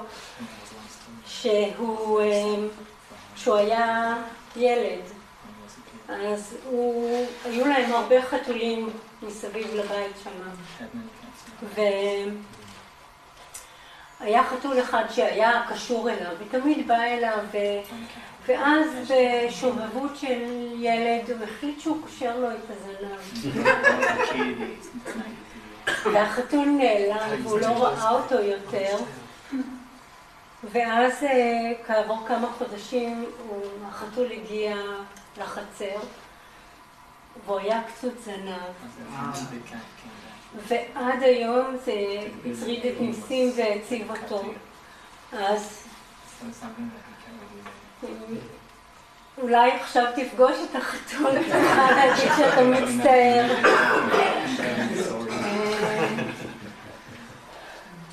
זהו, ואני יודעת שהוא לא היה אבא שלי, לא בתעודת לידה ולא בתעודת הזהות, אבל הוא לחלוטין היה אבא, ובאמת, לשמחתי הוא גם היה אבא מאוד נוכח, מישהו שהתייעצתי איתו ושהוא תמך. אבל גם את היית בת, אבל סיוון, ואני הייתי, כן. סיוון, אני רוצה להוסיף משהו. כשהוא היה בשוהם, הגעתי אז לבקר אותו עם איתן גם היה אצלו, ואת הגעת והבאת לו אוכל, והוא אמר לי אחר כך, נשבעת לך, אני כל כך אוהבת סיוון, היא כל כך נחמדה והיא כל כך בסדר אליי, ואמרתי לו, אבל למה אתה צריך שהיא תביא לך אוכל? אתה לא יכול לאכול את האוכל של המוסד? הוא אמר, לא, זה בסדר. היא מביאה לי כל אוכל. הוא מאוד אהב אותך, כן, הוא גם אמר לי, ואני שמחה שקיבלתי את האומץ, ואמרתי לו ממש רגע לפני שהוא הלך, אמרתי לו, אתה יודע שאתה האבא הכי נהדר שהיה לי, אז הוא אמר לי, זה היחיד. אבל אז הוא אמר לי שהוא כל כך שמח שאמרתי לו את זה, כי הוא באמת הרגיש שאני בת שלו. וגם היום בבוקר, כשזיהיתי אותו, לא יכולתי להימנע מלתת לו נשיקה על המצח, ולהגיד שאני אוהבת אותו, ושאני אשמור פה על כולם. הוא מאוד אוהב את רון, הוא אמר לי שהוא ממש מאושר בשבילך, שמצאת את הבן זוג הזה, ומאוד אוהב את הילדים שלך. הנכדים היחידים. למה? יש לו גם את הילדים של רון, של עידן. כן, לא הנכדים היחידים. כן, אבל בגלל שכבר היה סבא יותר מבוגר, אז הוא היה פחות סבא פעיל. אבל הוא אמר לי, את יודעת איך היא מגדלת את הילדים שלה, כמה שהם מקסימים, איזה ילדים נחמדים, אבל אני נורא אוהבת רון. טוב, אז בזכותו גם הכרתי אתכם, אתם כולכם משפחה שלי, קיוויתי, משפחה נהדרת, ממש שבט קיוויתי, ואני מאוד גאה להיות חלק מהשבט הזה. אז המון אהבה לכולם וחיזוק. אוהבים אותך, סימן.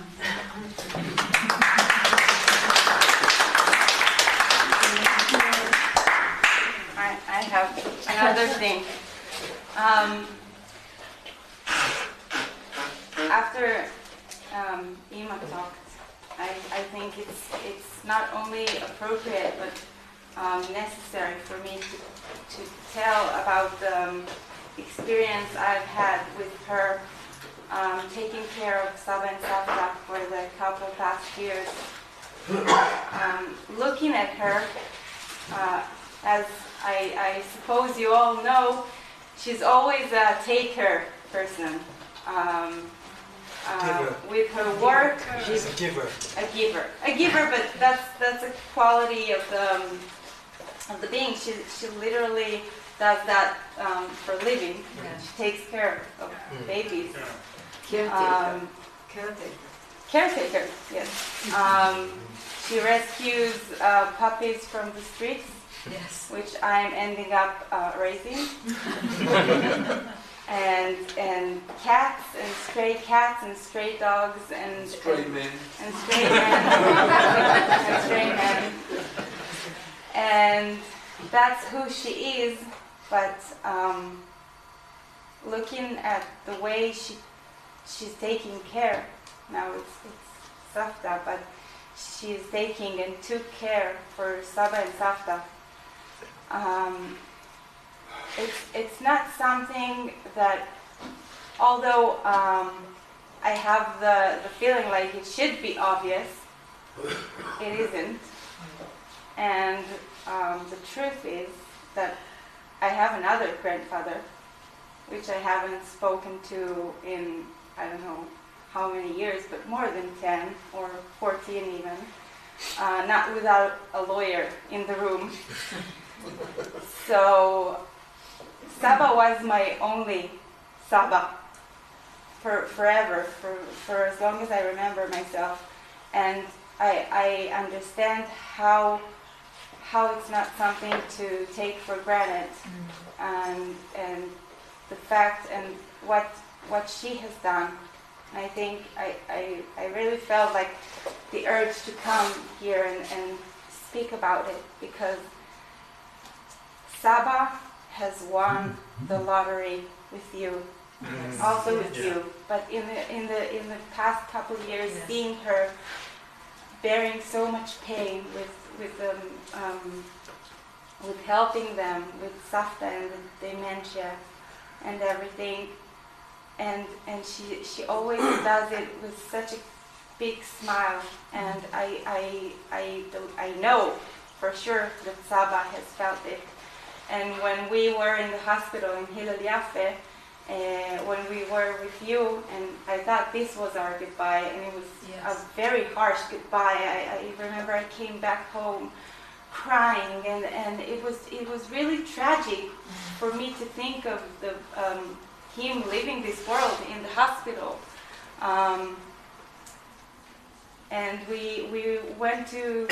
started to leave the room, and we took our stuff, and then Saba told her, Aleph, Aleph, Aleph.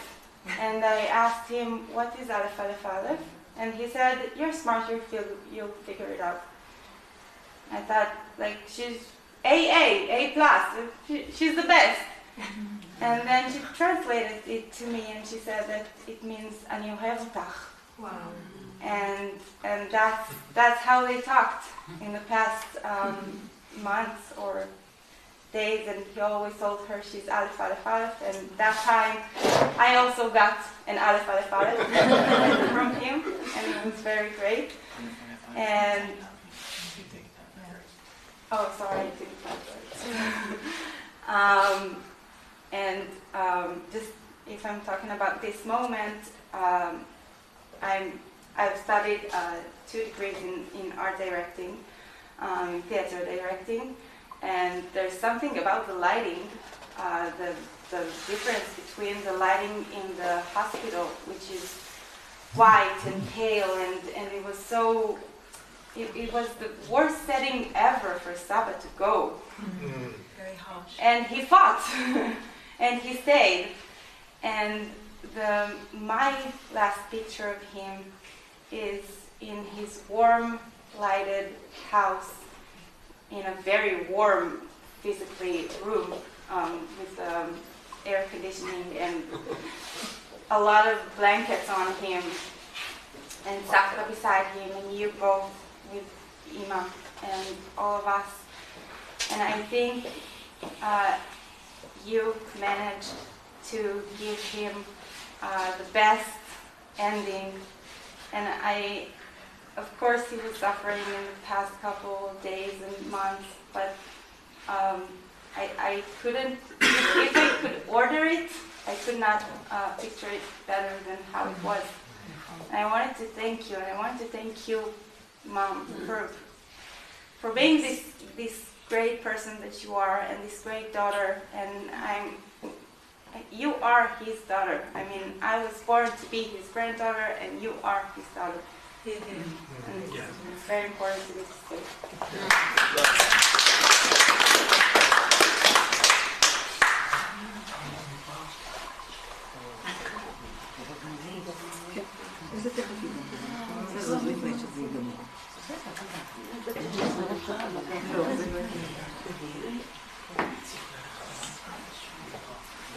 אני לא דברנית, אז התלבטתי. אני מהצד של האח היחיד של ניסים, בלפור, והדוד היחיד שלנו.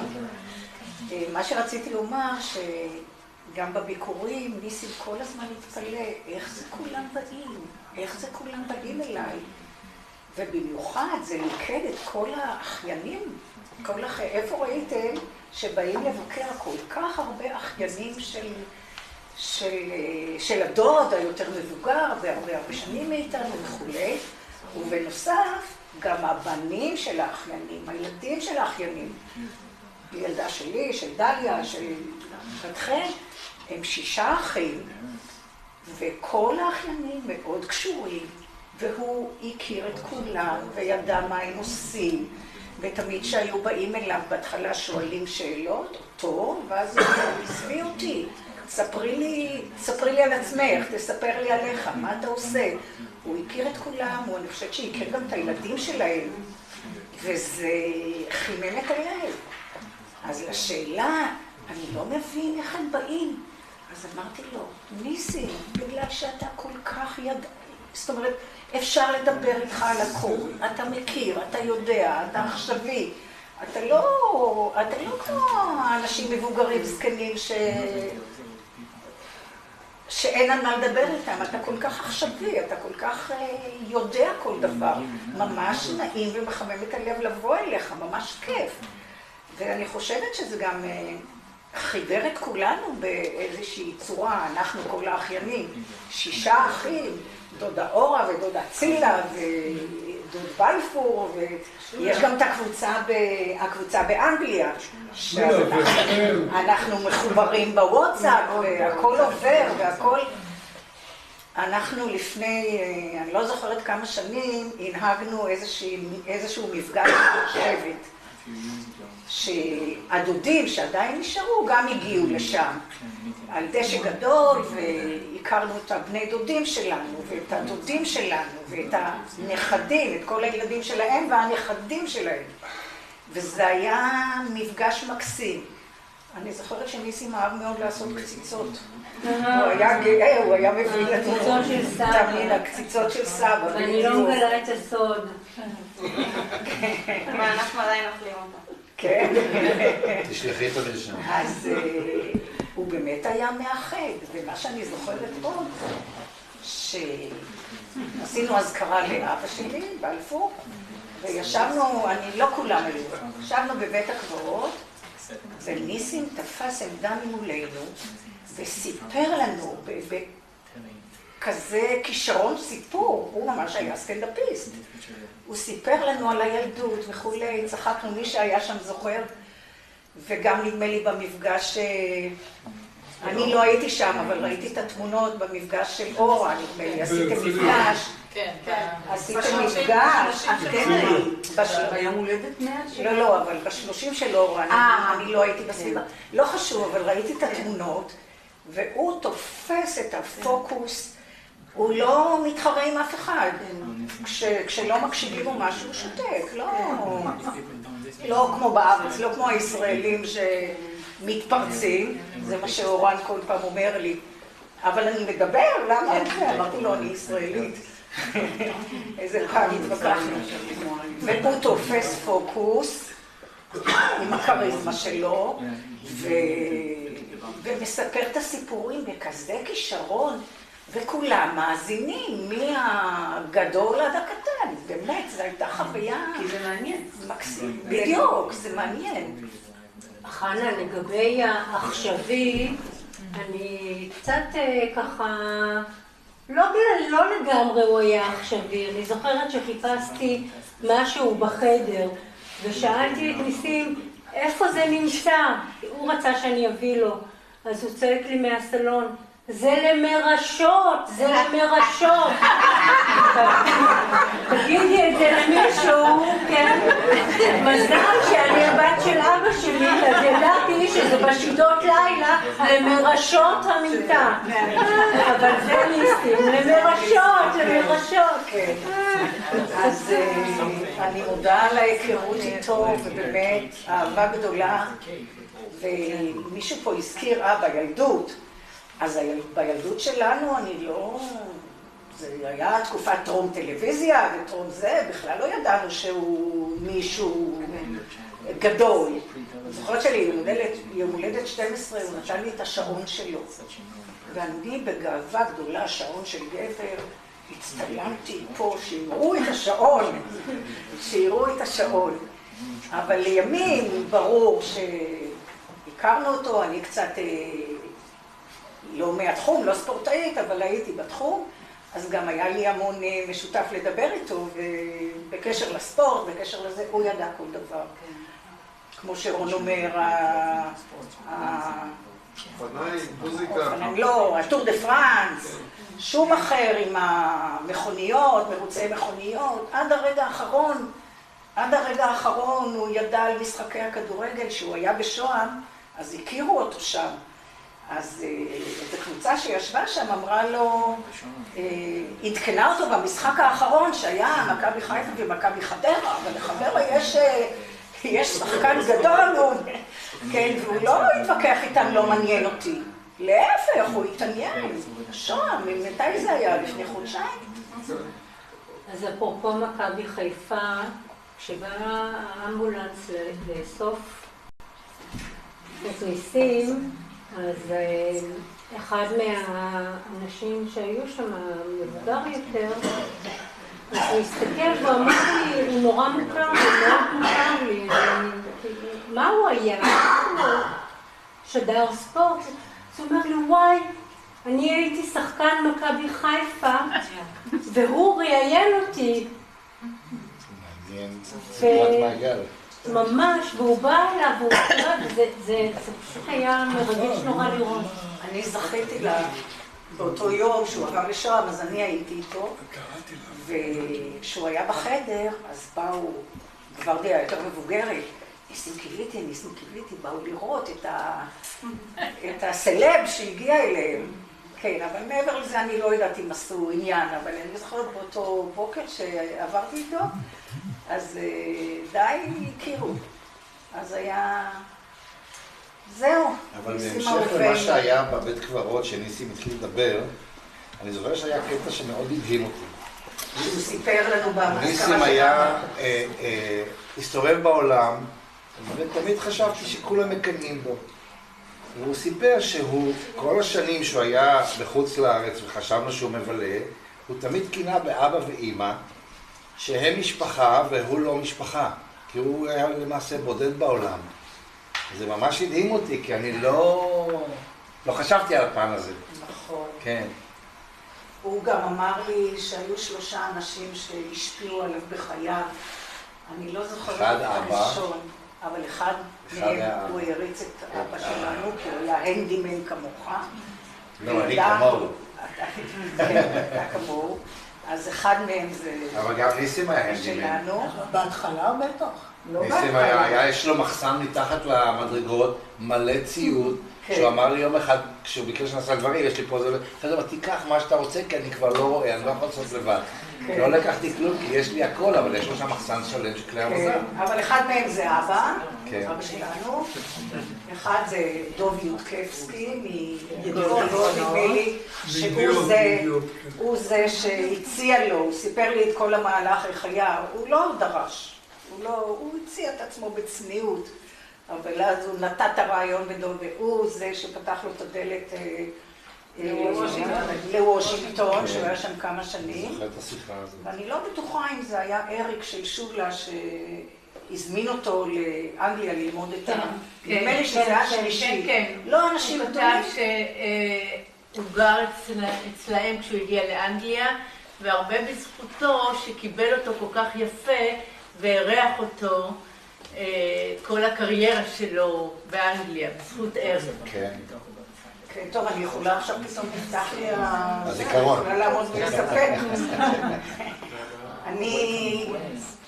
אני התארחתי אצלהם, שרון ואורן היו ילדים, ואני הסתובבתי קצת בעולם עם איזה להקה, והופענו באנגליה. וגרתי אצלה. איזה של להקה? להקת קרמון, תגידי. לא חשוב. איזה של להקה? ברגעים לא רואים. של ריקוד. כן, וכל החבר'ה, קיבלנו משכורת, אז החבר'ה שכרו בתי מלון, ואני חסכתי כסף, אז גרתי אצלם. הוא היה כל כך נאמן, והיה מביא אותי לתיאטרון, הופענו אז טוב, לא רציתי לספר את זה. לא חשוב, הופענו באולם רציני, הוא היה... לא, אלברטו.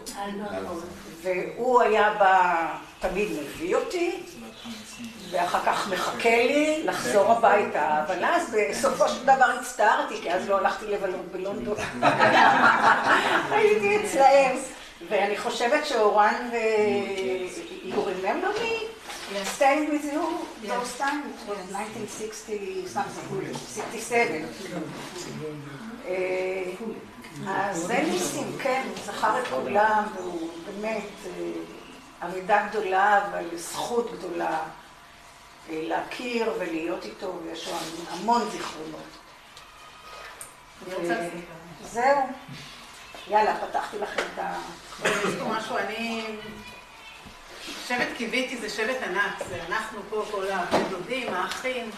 אתה תתרגם להם. לא, אנחנו לא כל פה, זה חלק לא... לא משנה, אנחנו ענף אחד. אבל חוץ מזה יש את הבני דודים של ניסים ואימא שלי, וכאילו של האחים, הקיוויתים הקצת יותר רחוקים. ואני, בגלל שאימא שלי הייתה כזו ששמרה על קשר עם כולם, אני מכירה אותם ואני בקשר, גם העברתי להם את הלב, היה פה בן לראות את הלוויה. אז הם כולם כתבו לי בקבוצה שלהם, יש להם גם קבוצה שנקראת כמו אצלנו שבט קיוויתי. והם כל הזמן כתבו ניחומים וכתבו על ניסים כל מיני דברים, בתוך זה חלק העברתי לכם. אז אני רק רוצה לספר לכם, מישהי כתבה, איפה זה נעלם לי? שנייה. תמר קיוויתי, בת של אחד מהבני דודים.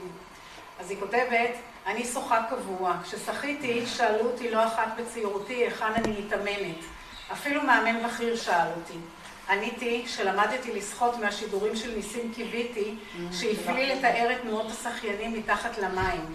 בזכותו התחלתי לשחות חתירה, ואני שוחה עד היום למעלה מ-35 שנה. הקול שלו חרוט אצלי לעד, האופן בו שידר כאילו היינו במים או על המגרש האתלטיקה עם הרצים. אז קצת אומר עליו. אני חושבת שהשם גם פתח לי פעם איזה דלת. יכול להיות. שקיוויתי בסדר, בלי מבחן, בלי כלום. טוב, זהו, יש עוד הרבה הרי כל הזמן. כן, אפשר לשבת פה. תודה רבה.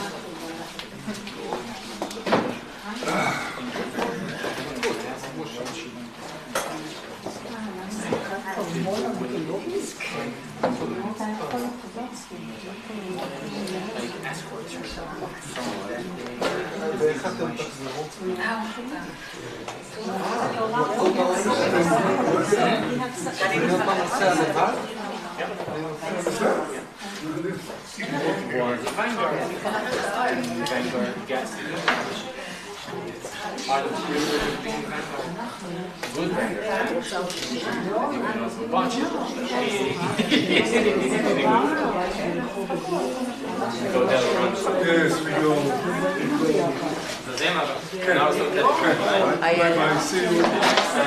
תודה על האירוע. זה חידש לנו, לי לפחות הרבה. תודה על הבית החם.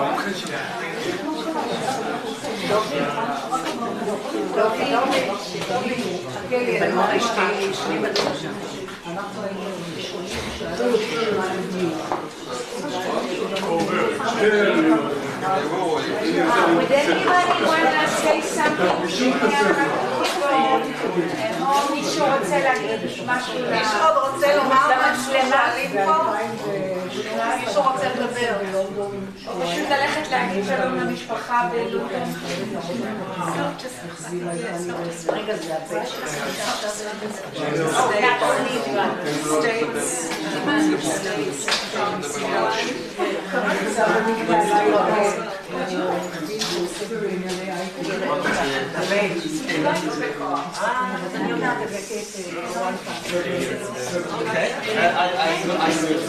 אוקיי, יש לנו ג'אביר, רוצה להגיד משהו?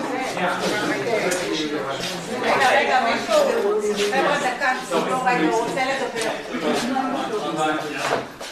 Yeah, I'll say something by my memory. Still would like to say, just a couple minutes. I'm not very good in public speaking. I'm very shy, but I can tell you a little bit about my feeling to Nessim. I'm a bit emotional. You know, I get to know Nessim. It's not as a very famous broadcaster or journalist and that. I get to know him as a very caring and generous person because I don't really know his past when I first met him. And I mean, after he passed, I read someone posted on the channel about his past and that. It says that he has very amazing achievement, but he retired when he was 65. That was in 1991. And then after that, he never do any broadcasting anymore. But I met Oren, his husband, also, if you all know him, in 1997. So that was way, way after he retired. And then the first time I came to Israel, because Oren wanted to bring me to meet his parents. I think it was in 2000 something. I think it was after he retired at least 15 years of that. Because when we went out, Oren told me that when he was young and his parents, it was Ruth then, has a bit of issues of he being gay. And it's not easy to accept that. But it didn't really bother me when I first met your parents, you know. But when I first met them, I don't detect anything like that. And he and Ziva is so accepting. And because it's the first time they met me. I remember they were still living in the old house in Caesarea. And then we landed in the afternoon. And I remember it was a very sunny afternoon. And he was, the next morning, he was making these salads, the Mediterranean salads. I saw him cutting all these like cherry tomatoes and I still remember that. That was a long time ago. And then that trip is the first time I come to Israel. And he drove us all over the northern part of Israel and Jerusalem and spent days with us. And I know nothing about Israel, but my mother was a Christian, so I know about all these biblical stories and that. And he took us to all these places where is the locations about Jesus stories in like Galilee and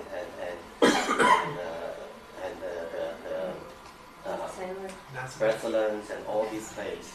And it was like, it just opened my eyes, because I actually have the opportunity to actually visit this historic and biblical location that I never thought of when I grew up. And is that generosity and caring and love that really impressed me.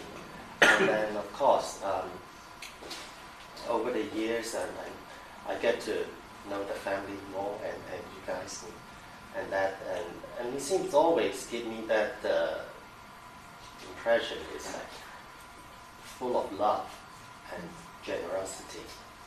And of course, a lot of you, and of course, then I realized that he's so famous in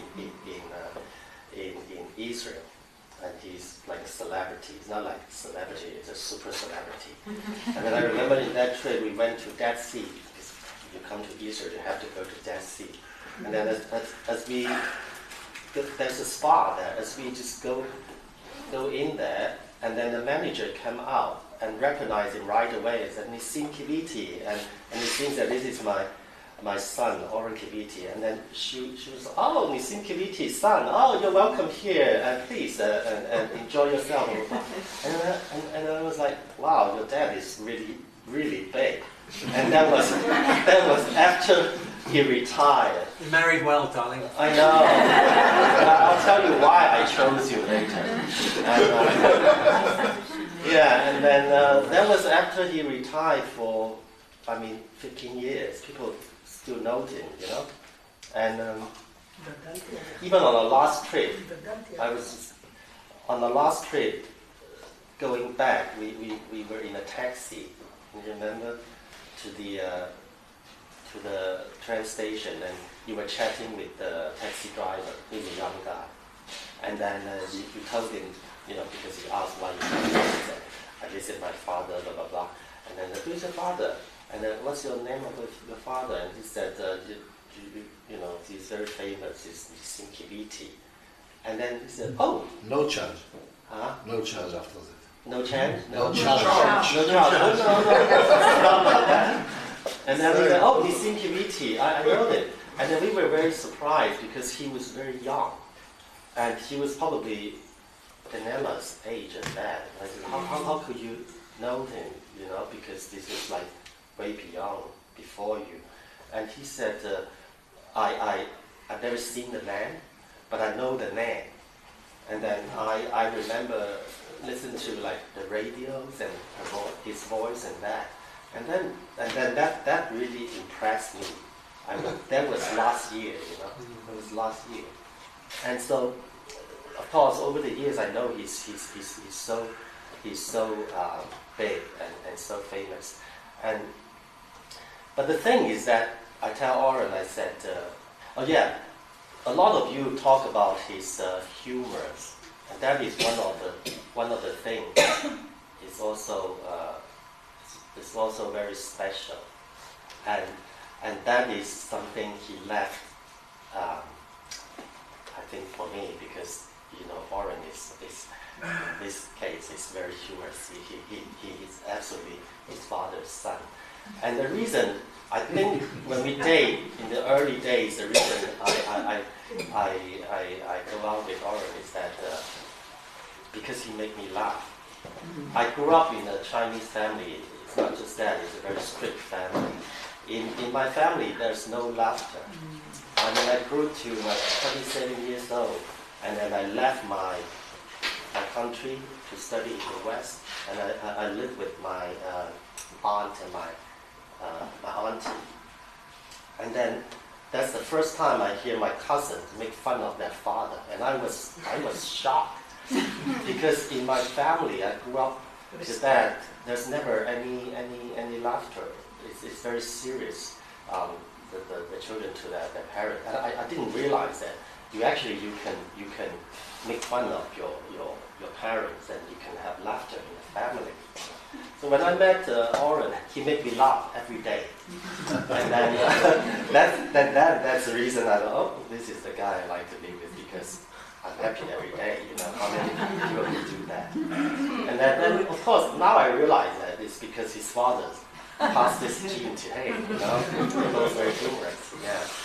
And then and then, you know, like all over this year, every time I come here, you just hear stories of people talk about Nitsan Kibiti. It's like in Israel, every person have a story related to Nitsan Kibiti, and he's like that. And I just thought, well, this is a really great person. This is a great man. This great man is not because of what he has achieved. Of course, he has achieved those, but he's a great man because he connects to all kinds of people, and then he inspires people. He changed people's life. That house. Thank you. Yeah. I think that is part that everybody miss him because he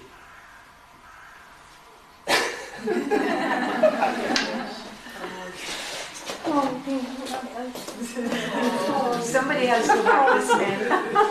It's a profession. You agree, right? Yes. Yeah. I guess that is the reason. Even if he retired, he still, you know, make friends and that because people still connect to him. That's why he exists in people's heart. I guess that's what I'm going to say. Thank you. Thank you.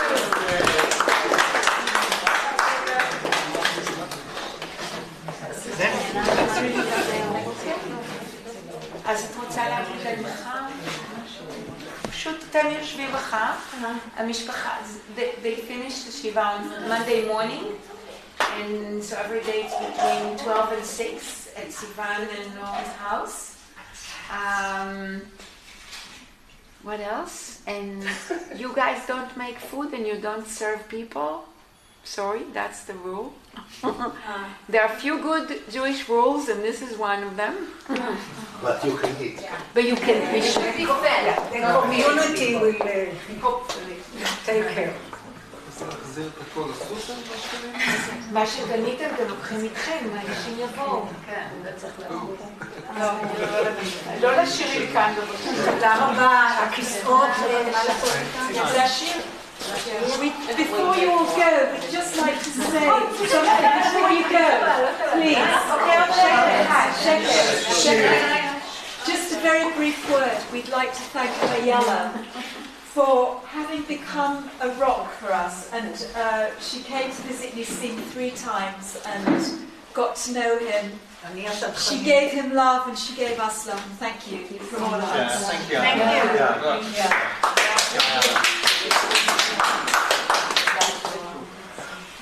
And this was great.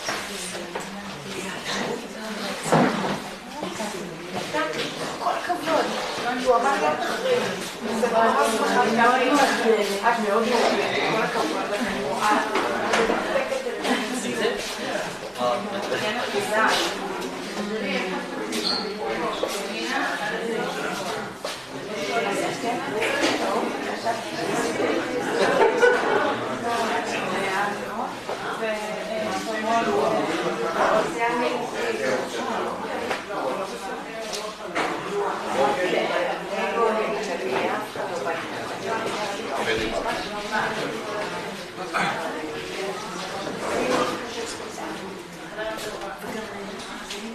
Bye, everyone. Thanks for joining us for this very meaningful event. May Nisim's memory be blessed in your hearts and our hearts. Shalom.